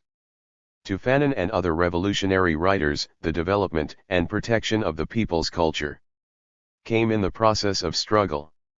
It was not embalmed and revered. It was hammered out in the daily confrontations and battles against dominators, domestic and foreign. Do the views of Amilcar Cabral support traditionalism? He wrote. Without any doubt, underestimation of the cultural values of African peoples, based upon racist feelings and upon the intention of perpetuating foreign exploitation of Africans, has done much harm to Africa. But in the face of the vital need for progress, the following attitudes or behaviors will be no less harmful to Africa: indiscriminate compliments, systematic exaltation of virtues without condemning faults, blind acceptance of the values of the culture, without considering what presently or potentially regressive elements it contains, confusion between what is the expression of an objective and material historical reality and what appears to be a creation of the mind or the product of a peculiar temperament, absurd linking of artistic creations, whether good or not, with supposed racial characteristics, and finally, the non-scientific or ascientific critical appreciation of the cultural phenomenon. The test of whether defense of cultural sovereignty offers support to reactionary traditionalism is very simple. Cultural/communications liberation is opposed to repressive authority and domination regardless whether it is exercised from within or outside the country. Defenders of the cultural status quo sometimes challenge external authority, but only in order to maintain their own privileged position. Their resistance ceases when the struggle enters the home territory and their own advantages are challenged. Again, Cabral has something to say about this matter. Writing about the early phases of the national liberation movement, he notes, several traditional and religious leaders joined the struggle at the very beginning or during its development, making an enthusiastic contribution to the cause of liberation. But here again vigilance is indispensable, preserving deep down the cultural prejudices of their class. Individuals in this category generally see in the liberation movement the only valid means, using the sacrifice of the masses, to eliminate colonial oppression of their own class and to re-establish in this way their complete political and cultural domination of the people. Total exclusion of non-indigenous communications material is impossible in the present age of interconnected economies and powerful electronic instrumentation that transmits globally. The few actual examples of autarky in the 1950s and 1960s were unusual, and probably will not be repeated. China, by virtue of her geographic position and language and the unremitting hostility of the United States, had 20 years of relative insulation from Western information. Cuba, too, though not entirely unmolested by North American message transmission in the period since the Cuban Revolution, has enjoyed an unusual amount of cultural space for 15 years because of the embargo imposed by its powerful neighbor, 90 miles away. Yet total autarky as a cultural policy is unrealistic and self-denying. The alternatives to external cultural domination lie elsewhere. This statement should not, however, be regarded as a backhanded endorsement of the communication monopoly's principle of the free flow of information. Far from it. What it suggests, rather, is an awareness of current technico-material realities, a high level of informed selectivity, and a continuing effort toward popular mobilization of indigenous cultural/informational activity. It is instructive to read what the Cubans, who have been through a literal blockade, have to say about cultural policy making. A report to a cultural congress in Havana in 1971 stressed self-reliance in national cultural efforts as the basis for a selective assimilation of the world's culture. The report pointed out the rising technological advance of the mass media and its infinite prospects oblige our revolutionary society to fight against the contamination of the air by imperialist ideology through the creation of ideological antibodies to neutralize its lethal effects. The only alternative reality permits is struggle, not asepsis. Hence the imperative need to engage systematically in a series of public debates, analyses, studies and appraisals that will prepare the masses to face critically every form of expression of bourgeois ideology. Autarky, except for a few countries enjoying geographic, linguistic, and natural resource sufficiencies, is not a practical matter. Meanwhile, the pressure of deliberate, as well as unorganized, informational/cultural penetration intensifies. Only the most conscious and comprehensive cultural struggle can be expected to deflect ideological subversion and cultural domination. What this implies is yet another principle of resistance: the reinterpretation of history, from a class perspective, made widely accessible to the people. We have noted that culture is not an accumulation of museum pieces and that opposition to cultural imperialism is not a defense of traditionalism. But it is not correct to deduce from these propositions that history begins only with the modern movement against domination. In the present-day communication/cultural struggle against domination, the role of history cannot be minimized.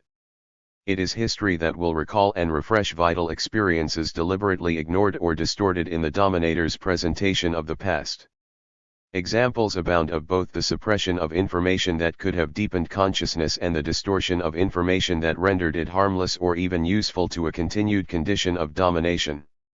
Until recently, the struggle and experiences of blacks in North America, over a 300-year period, literally did not exist either in the nation's classrooms or in the mass media. Most of their struggle still remains unrevealed. But one of the few achievements of the black movement of the 1960s has been to force, however limitedly, some information and perspectives about the work and lives of blacks into the communication stream of the nation. Similar experiences characterize the women's movement in the United States.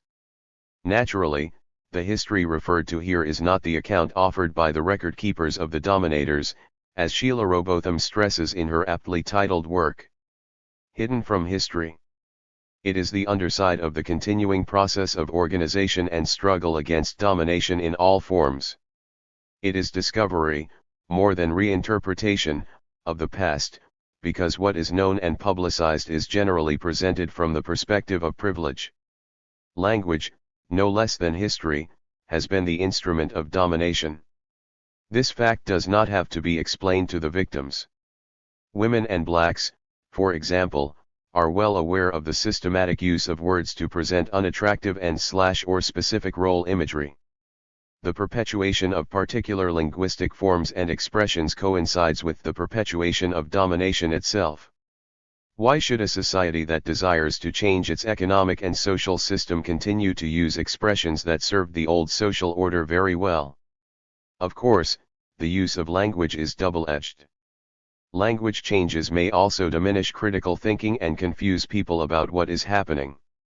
Pentagon terminology, for example incursion, protective preemptive strike, etc., is simply a tool of domination.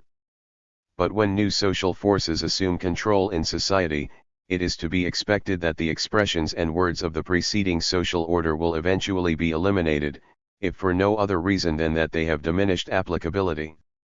The way in which technology is viewed may well constitute one of the most critical problems for those concerned with errating a liberating communications policy, because the question of technology interacts with every aspect of contemporary consciousness. As we have noted in the preceding essay, technology, from its origin to its introduction, most often is firmly in the hands of one or another section of the class that dominates the social order at the time. And this control directly influences the character, application, utilization, early modification, and development of the new equipment or process. It is not the intention here to insist that new technology must be avoided, rejected, or minimized in elaborating communications cultural policies, whose purpose is to assist the formation of critical consciousness. Just as cultural autarky cannot by itself be productive, indiscriminate rejection of technology is an admission of helplessness and discouragement. What is required is the recognition, throughout the decision-making sector, that technology is a social construct. It is not neutral. It bears the marks of the social order that produced it.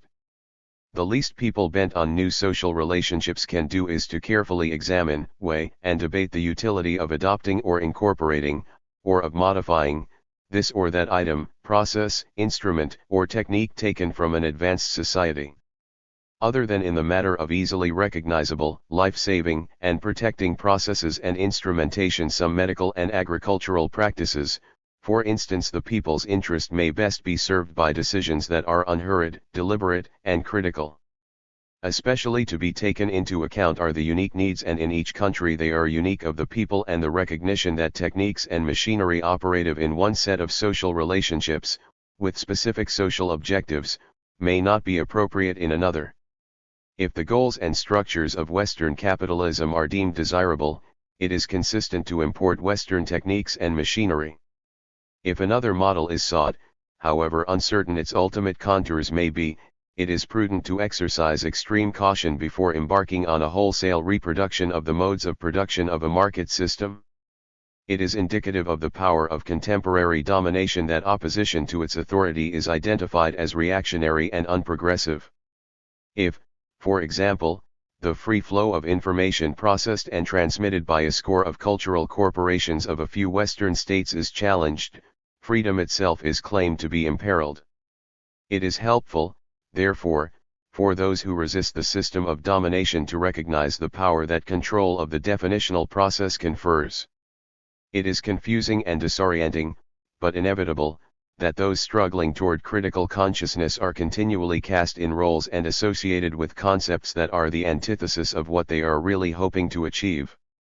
False labeling and the attribution of distorted goals are constant products of the dominator's consciousness-shaping machinery. Hence the first step in the direction of regaining definitional control, the resistance to domination, is to try not to yield certain crucial, definitional terrain. Words and concepts that have motivated human beings over the centuries toward becoming more human cannot be relinquished to the ideological dominators without a struggle. Internationalism, for example, when used to describe the operations of the multinational corporation, in the guise of world citizen, should be challenged. At the same time, efforts to overcome the penetrative power of these monopolistic giants should avoid, as much as possible, being identified as narrow, nationalistic, and small-gauged strivings. A communication/cultural policy is national only in its immediate locus of activity, which conforms to the geographic boundaries of the nation. In its essence, it is profoundly international. It recognizes, respects, and desires to enhance people's liberation efforts to achieve critical consciousness. Wherever they are undertaken. Though there have been many lapses in genuine international solidarity of peoples in recent decades, the principle is a noble and enduring one. In the informational field, where the struggle for liberation is urgent, internationalism is not a marginal issue, a trivial appendage to what is considered central. It is unimaginable to seek the liberation of individual consciousness in a national context that denies or ignores human solidarity against domination everywhere. In the actual creation of a comprehensive communications policy, the definition of news, for example, may constitute one practical yardstick of the degree to which authentic internationalism motivates the news effort. Understanding of and identification with worldwide liberation movements and the struggle against imperialism in all its forms necessitate the elimination of present Western television and radio news formats. Fragmented, minute, anti-historical accounts, when reported at all, are the daily filler of what is supposed to be general broadcasting information. In the elaboration of an overall communications policy, it is not necessary to set down a detailed, approved, political guidebook. If the opposition to domination is genuine, it is perilous to continue to utilize the techniques of informational control. What, exactly, will replace radio and television news as it now functions may not be able to be fully answered at this time. At this point, what is important, and needs to be realized, is that the present techniques are useful only in suppressing awareness and for maintaining the governors. Overturning the social pyramid requires new formats, new content, and an overarching international perspective. As we have noted earlier, one of the factors in the emergence of the quest for communications policies in many countries has been the increasing numerical and qualitative significance of knowledge workers, professionals, engineers, journalists, broadcasters, editors, and others in the general labor force. Their numbers, in the industrialized states, continue to multiply. It may be useful to examine a few of the issues that have developed in this admittedly still non-typical, but increasingly important, segment of the working force. For it is here, at least, that we have a dim perception of what the shape of the future may be as raw economic conditions impose themselves on the consciousness of those working in the consciousness-shaping industries. It seems that two stages can be identified in the evolving struggle in the knowledge industries. In the first phase, and the experiences of press journalists are being used as the prototype, direct assaults on the workers' economic security occur. Job loss through mergers and the introduction of automatic processes destroy a myth still powerful among non-manual workers, the notion that the professional worker may advance up the economic ladder to position, status, wealth, and security. Eventually it becomes apparent to some journalists that one of the few ways to achieve minimum work security is to insist on some sort still not fully formulated of code termination. Management's prerogative to make final decisions about the enterprise is questioned. However, the process does not end here. As the economic crunch intensifies and as the ownership group fights to retain the customary rights of capital, stage 2 emerges. Some knowledge workers begin to see connections between the character and structure of the industry in which they are employed and their own personal work insecurities and difficulties. When this occurs, and it happens differentially, one of the strongest ideological bastions of the system becomes vulnerable. To the extent that journalists and other information workers recognize linkages between their specialized jobs and the general matter of communications control, the myth of objectivity in the market communications system is destroyed. Of course, the process is uneven. It has barely begun to occur in most Western countries.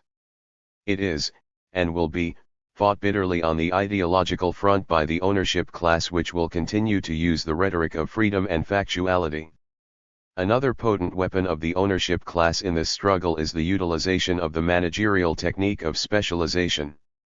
Capitalist enterprise has used specialization in production and achieved high levels of productivity.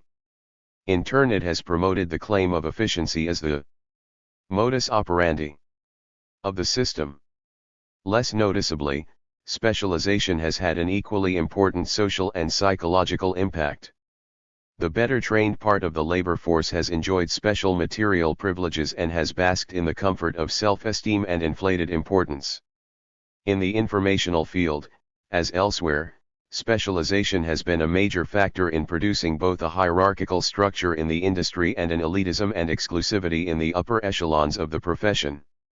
These, in turn, nourish most of the ideological biases of capitalism that are embedded in the communications system.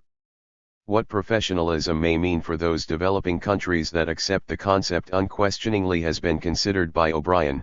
The process of professionalization in broadcasting may itself have introduced a new constraint resistant to changes in the organizational structure. There seems no better way of protecting broadcasting training as it is than arguing against changes which lower the professional standards.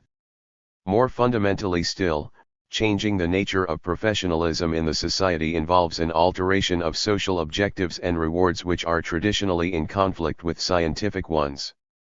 If the information system is ever to become a force for liberating consciousness, it cannot remain as it is presently structured, even if editorial workers and journalists and broadcasters were to be given the enlarged participatory rights they are now beginning to claim. The entire concept of specialization must be faced and questioned. The contradiction of extending journalists' participation in newspaper decision-making, for instance, while at the same time denying this involvement to the non-editorial staff, is a danger point that current professional workers ignore at their own long-term peril. The issue is real. It surely will not be missed by the ownership class when the time it regards as appropriate arrives to drive wedges between professionals and non-professional workers in the labor force. The management of the Washington Post, one of the prestige and self-acknowledged liberal newspapers in the United States, recently provided a model for this tactic. Regrettably, a large fraction of the editorial and reportorial staff allied itself with the owners against the pressmen, ensuring the defeat of the latter's strike. Elitism, specialization, and professionalism are undeniably utilitarian when the only criterion of performance is profit-providing efficiency. They are terribly limiting modes of performance when large-scale change is necessary and totally new means are required to enlist the energies of large numbers of people previously excluded from any meaningful participation. Specialization and professionalism serve well to promote the idea of objectivity, which is the foremost myth of a market communications system. It is not surprising, therefore, that the structure and the control of the media system are, for the most part, ignored in journalism and broadcasting schools in the United States. Professionalism, it need hardly be said, receives a great deal of attention, and many courses are devoted to its study. Though it is hazardous to accept without qualification media models from the non-capitalist world, the tens of thousands of contributors to the Chinese press reported by Dallas Smythe may be viewed as at least a partial effort to overcome specialization. Similarly, factory papers, wall posters, cinema forums, and the expanding number of video freaks individualized TV production and recording, in the United States are some possibilities of widespread, local participation in the information process that refute the claim of the necessity for specialization and professionalism. All too often even UNESCO is a proponent of the specialization thesis. Acknowledgement must be made of UNESCO's leading role in giving prominence to the need for formulating communications policies, but the preference for experts, professionalism, and from the top-down policy making evident in UNESCO papers and documentation on this subject is quite explicit. The recruiting of specialists, government officials, and academics to plan communications policies may be necessary in the initial development and promotion of the effort. Restricting participation to these social categories, however, shuts out the popular base from which initiatives have to come if the overall objective to activate consciousness throughout the society is to be realized. At some point a choice has to be made between professionalism and popular participation. Specialization, the twin of efficiency, itself depends on differential training and unequal rewards. It becomes the basis for hierarchical structuring and elitist concepts, the ultimate underpinning of domination. Though it cautions against equating communications policy with constraint and with dirigism at the top, UNESCO's Advisory Panel of Consultants on Communications Research recommends the setting up of a National Communication Policy Council by governments. This council, according to the consultants, should consist of leaders in the field of politics, specialists in administration, media practitioners, and communications research scientists. Where are the working people? Where are the non-professionals? How do initiatives in this proposed council originate? From the top, apparently. No feed-in from the bottom is recommended. Again, in another formulation, the experts identified who is concerned with communication policies and their formulation. They listed these categories, in the following order: government executives, legislative bodies, authorities in charge of social and economic planning, individual ministries and their planning boards, communication enterprises, professional organizations, and, last, the citizen. The experts noted, when they finally got around to including him/her, that the citizen has a direct stake in communication policies. Paulo Freire observes, the right needs an elite who think for it, assisting it in accomplishing its projects. Revolutionary leadership needs the POLIIR order to make the revolutionary project a reality, but the people in the process of becoming more and more critically conscious. Freire adds that this process of developing critical consciousness continues to be indispensable after the revolutionary reality is inaugurated, to dispel the myths that still cling to the people's consciousness, to resist the tendency for the growth of bureaucracy, and to understand the new technology, which is important for social development, but which must not be allowed to become enshrouded in mystery and removed from popular control. National communications policy making is a generic term for the struggle against cultural and social domination in all its forms, old and new, exercised from within or outside the nation. It arises with the development of people's critical consciousness and, in the process of struggle, contributes to the development of that consciousness. Consequently, communications cultural planning cannot be formulated by experts and delivered to the rest of the population as a legislative gift. Specialists and administrators may provide leadership in the initial stages of the undertaking, but for the effort to begin to approach a level of widespread development of critical consciousness, the fullest participation of the total community is indispensable. Anything less will make the likelihood of diversion and atrophy inevitable. A final word: it is always tempting to believe that an announced goal is a fixed, if distant, point. The attainment of critical consciousness is not an ultimate destination, but an ongoing process whose unfolding will continually surprise and confound the patterns of thought and habit that prevail at each point along the historical road of human development. Current efforts at communications cultural policy making must be seen and understood in this way.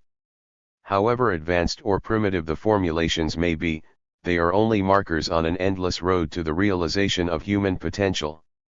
Afterward. Chile, Communications Policies of Reform and Counter-Revolution. The recent experience of Chile bears out the belief that in many countries communications cultural policy making is becoming, or has become, the arena of intensified social struggle. Indeed, in Chile, where a socialistically minded but actually quite reformist government was overthrown and replaced by a harshly repressive regime of authority and property, a critical part of the battle, preceding the actual coup, was waged in and over the mass media. Not without cause was the heavy United States intervention against the Allende government concentrated in its clandestine support of the opposition press and media. Freedom of information disappeared in Chile with the coup in September 1973. The ruling junta enforces a rigid code of censorship. In contrast, the media system operating between 1971 and 1973 in the Popular Unity government period offered an example of pluralism that probably was unique then, if not today. Under the Popular Unity government, Chileans enjoyed what Western political leadership claims it seeks to promote: an almost unrestricted flow of information representing all shades of the political spectrum. The regime that ousted it represents, again by Western standards, the repudiation of freedom of information. A perplexing question arises. Why was the relatively pure model of a free marketplace of ideas that the popular unity government tolerated, if not encouraged, so maligned by its opponents within and outside Chile, particularly since one of the strongest political supports of the private enterprise system, in industrial economies, is the appearance of informational diversity and a media system that seems to be open? As an answer is sought to this question, another puzzle emerges, one we shall take up further along: how warranted, if at all, was the respect the Allende government bestowed on the objective and practice of maintaining a free flow of information, unaccountable to social control? In the brief period of the popular unity government, no medium was dominated by one political or cultural current. Television, for example, presented the government's position over state and university channels. In terms of audience reached, however, the largest number of viewers watched a commercial channel, carrying material that was largely anti-socialist and heavily saturated with commercial programs from the United States. Neil P. Hurley, no special partisan of the Allende government, reviewing the media situation that existed at that time, wrote, "What is striking is the increased commercialization of both the state Channel 7 and the three university channels, 4, 9 and 13, during the 3 years of Allende's government. The number of telenovelas, that is Latin TV soap operas, increased, and they were clearly impregnated with what Marxists called bourgeois values.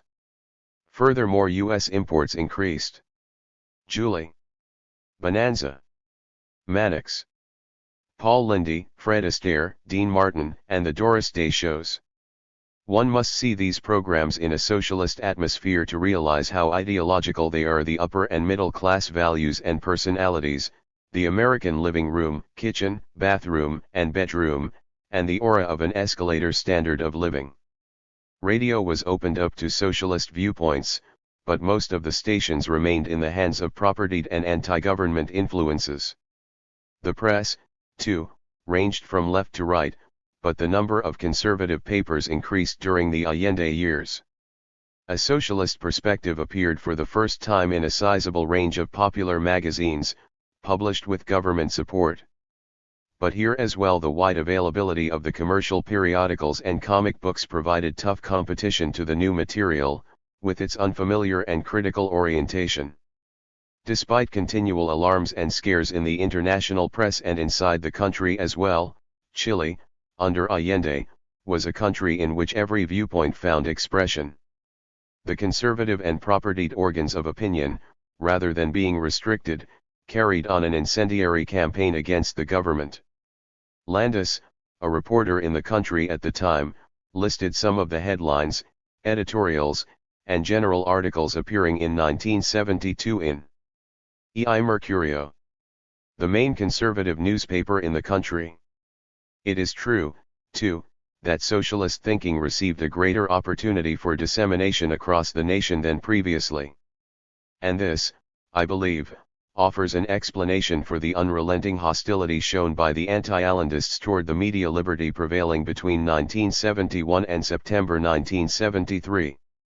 When, as a result of the emergent strength of popular forces, a genuinely open forum for ideas does develop, in which a systematic exposition of critical thinking can challenge conventional, property views, those espousing the latter find the competition, if it leads to social action, intolerable. It is then that the status quo oriented media protest the condition they always claim to defend. Thus the actual meaning of the terms pluralistic and free as they are invoked in private propertied societies is revealed. When popular awareness has been sharpened and the general apathy ordinarily engendered by formalistic democracy has been dissipated and the Allende interval constituted such a time, the enthusiasm of the propertied classes for a genuinely pluralistic informational environment vanishes. Another significant lesson of the Chilean experience for those concerned with communications policy making is the overwhelming and inseparable interrelatedness of the informational system with the entire economy. The property-owning class feels secure with informational pluralism when the rest of the cultural apparatus is firmly in its hands. When the worksites, the schools, the armed forces, the professional organizations, and the unions are fulfilling their properly assigned roles of system reinforcement, fairly wide-ranging informational exchanges in selected media are acceptable and even useful to the maintenance of stability and legitimacy. But when the social process and class forces create pressures that interfere with the orderly functioning of a good part of the social machinery, when, for example, a far-reaching income redistribution is undertaken, some factories are put under worker control, and a part of the peasantry is organized and aroused to demand basic reforms on the land, in short, when the assumptions and the security of the prevailing system of property and organizational structure are challenged directly across the entire economy, then full debate on the future of the social order becomes intolerable to the privileged classes, and this is understandable. The discussion at this point is no longer just a debate, it is a meaningful process that may very well lead to direct and decisive social and economic change. Most mass communications in capitalist societies are non-threatening because they are embedded in a network of reinforcing institutions. These pervasive structures and networks of influence emphasize the media's stabilizing messages. The occasionally dissonant outputs that sometimes emanate from the informational channels are generally ignored. When the reinforcing apparatuses the functions of the state, the rights of ownership established by law, the organization of learning in the schools are themselves challenged and brought under critical scrutiny, freewheeling media activity is no longer so acceptable to the customary beneficiaries of property democracy. More recently, and for a brief period, developments in Portugal have offered similar instruction.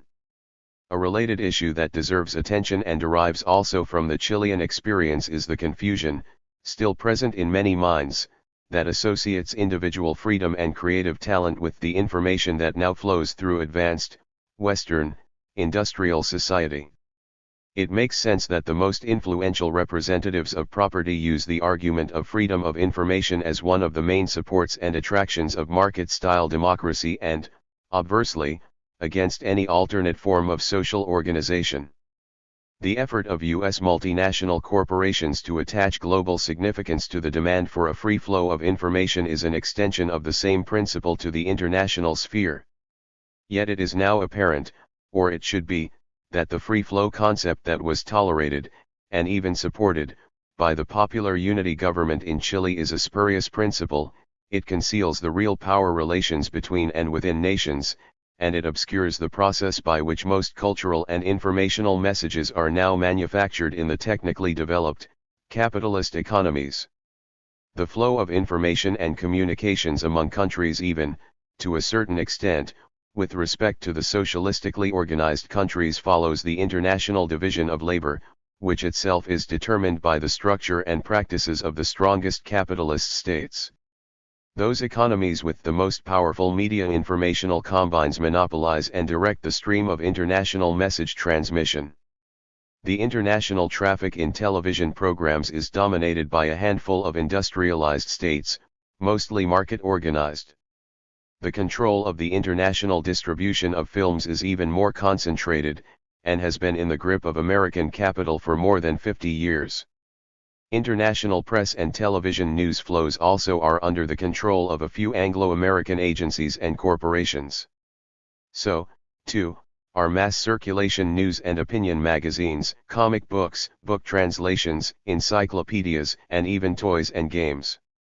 These are all part of the international traffic in image and information commodities, directed largely by a few commercial corporations in the advanced industrial countries, the United States, in particular. The free flow of information doctrine undergirds the prevailing pattern of international exchange of information. It legitimates and reinforces the capability of a few dominant economies to impose their cultural definitions and perspectives on the rest of the world, all in the name of non-interference with an allegedly independent and free individual talent. The conditions of cultural production in the advanced capitalist nations, however, make it ludicrous to accept the view that the cultural messages that are produced in these economies originate and are developed by individual writers, authors, directors, and creative people, all of them independent of the leisure time industries that now process most of the cultural imagery moving into national and international markets. Listed for the first time in the 1972 Fortune Directory of the 500 largest Manufacturing. Corporations, and with a special editorial justification, were some of the major information cultural corporations in the United States. CBS, ABC, MCA, and Columbia Pictures joined old-time communications conglomerates such as RCA, Westinghouse, and GE in the select group of American super manufacturing companies. The description of contemporary Western culture as the artistic product of individuals is appealing but deceitful. Similar obscurantist practice occurs in the economic sphere. There, tiny, retail businesses are regularly equated with massive, multinational corporations, and both are thrown together statistically in an undifferentiated grouping termed individual business enterprise. The motive for these confusing definitions and misleading aggregations is simple. These vague categories conceal where the locus of power actually is in society. At the same time, their use is an attempt to mobilize on behalf of the supercorporations the popular support that exists for individual and small-scale activity. The claim is always made that the monopolistic aggregations of capital are no different from the individual producers, or writers, or tiny business units that they have either replaced or absorbed.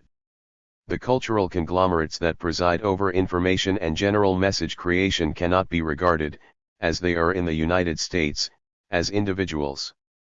Persons.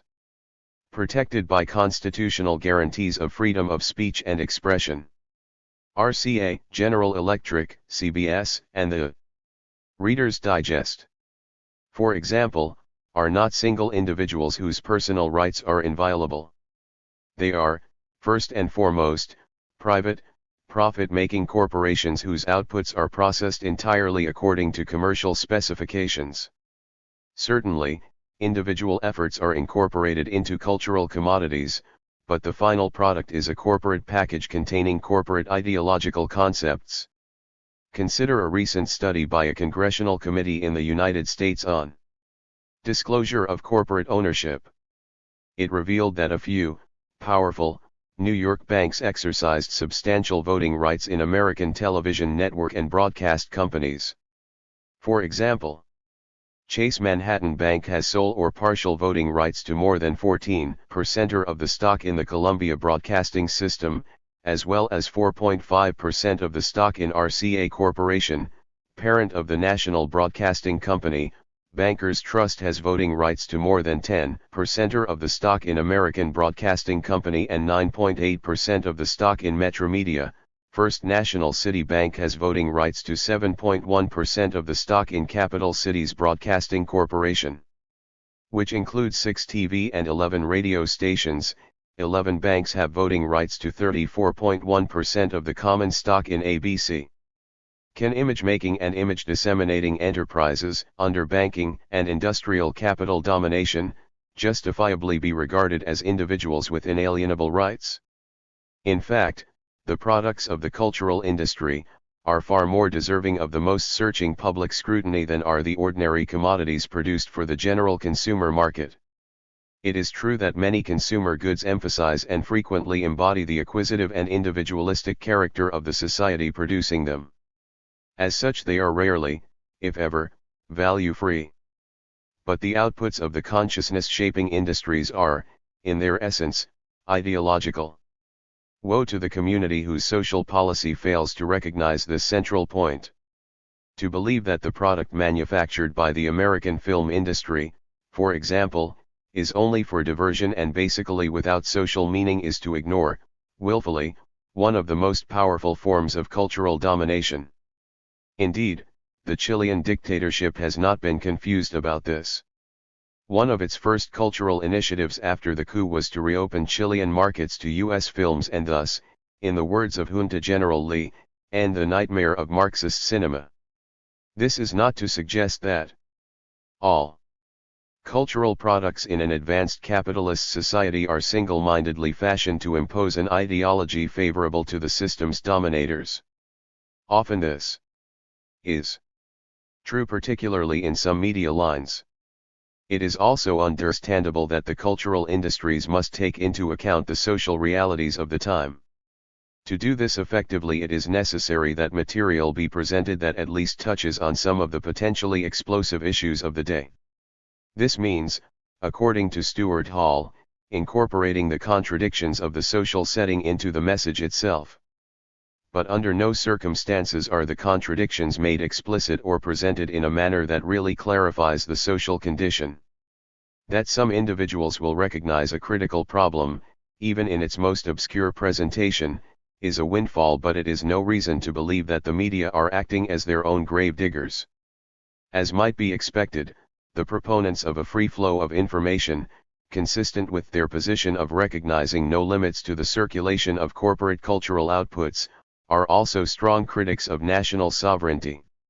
To the directors of the multinational corporations, national sovereignty is a painful and disagreeable condition that they would do their utmost to reduce, or at least dominate. Yet in the communications cultural sphere, national sovereignty is the last defense against the forward march of the media conglomerates. If the barrier of sovereignty goes down, there is absolutely no protection left to hold back a sweeping takeover of the physical hardware, the communications structures, and the entire media content by a clutch of world-girdling, private, cultural monopolies. Chile under Allende made a few moves in the direction of defending its cultural integrity. A wider spread of film importations was encouraged, and the almost exclusive reliance on U.S. movies was reduced. The activities of the advertising agencies, especially those employed by the powerful, multinational companies, were curtailed or drastically limited. State book and periodical publishing houses were created, and national and progressive themes were introduced into popular and mass circulation publications. Yet, in retrospect, these were small steps and pathetically limited. In fact, during the same period, Reader's Digest, in its Chilean edition, continued to sell 100,000 copies a month. What, then, may we conclude from the Chilean experience with respect to the overall informational communications sector? Future national efforts at social transformation will recognize the necessity for bold and rapid decision-making in the communications cultural spectrum in two directions simultaneously.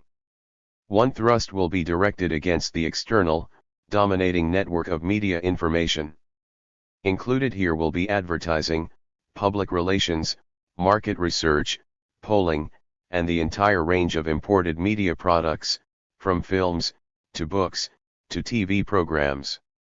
The emphasis, if it is rational, will rest entirely on the materials and structures of domination. Xenophobia, perhaps not easy to avoid in practice, is inconsistent with true cultural integrity. The issue is not foreign cultural imagery, but messages of domination, whatever their origin. The Reader's Digest, for example, would hardly pass muster in a serious social transformation, not because it is produced largely in the United States, but because it is saturated with the ideology of individual selfishness, pro-monopoly business, hostility to the basic needs of working people, and jingoistic militarism, to list but a few of its constant themes. A second front in the cultural communications transformation will no doubt move rapidly to the creation of alternate media structures and products in ways that promote widespread popular participation. To combine both these efforts is a very large order indeed, especially when there are, to date, no totally satisfactory models to emulate. The closest examples may be the guerrilla and liberation army techniques of community involvement. As these examples relate to particular situations or to nations at differing levels of development, it is by no means assured that the specific techniques utilized in one country are appropriate or even transferable to another. What is essential is the recognition of the nature and the design of the efforts, so that with modification they may be adapted to the changed circumstances of place and the historical point of development. Clearly, widespread popular participation is an indispensable and fundamental component of the process of alternative mass communication. Whatever means or method encourages as many individuals as possible to participate and take a personal interest in the informational process is potentially worthy of application. In this regard, borrowing from the all too familiar genres, styles, and formats of the now dominant, hierarchical communications culture imposes a perilous burden on a newly emerging social system. The arguments of pluralism, too, as we have seen, must be viewed warily. What is most frequently presented as pluralism is, in most instances, merely another facet of the basic cultural industry, organized commercially and anchored ideologically to private ownership and a way of life most conducive to its maintenance.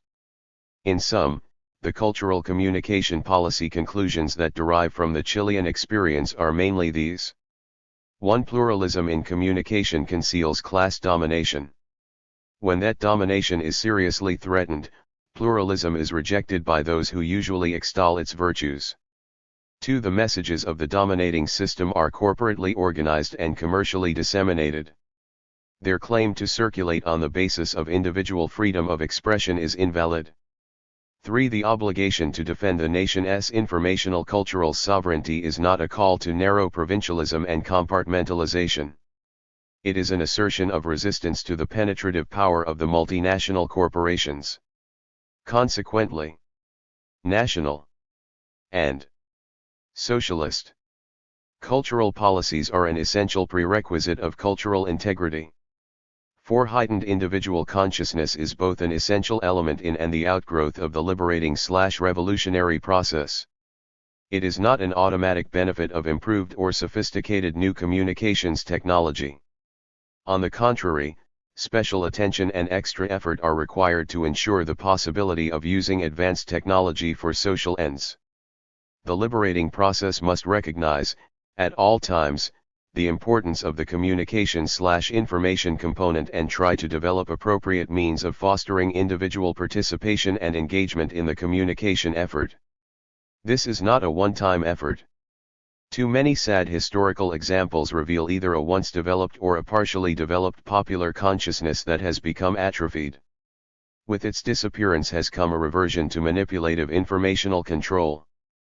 Participation may be the only means of developing and maintaining individual and group consciousness and thus keeping alive the dynamic of change and renewal.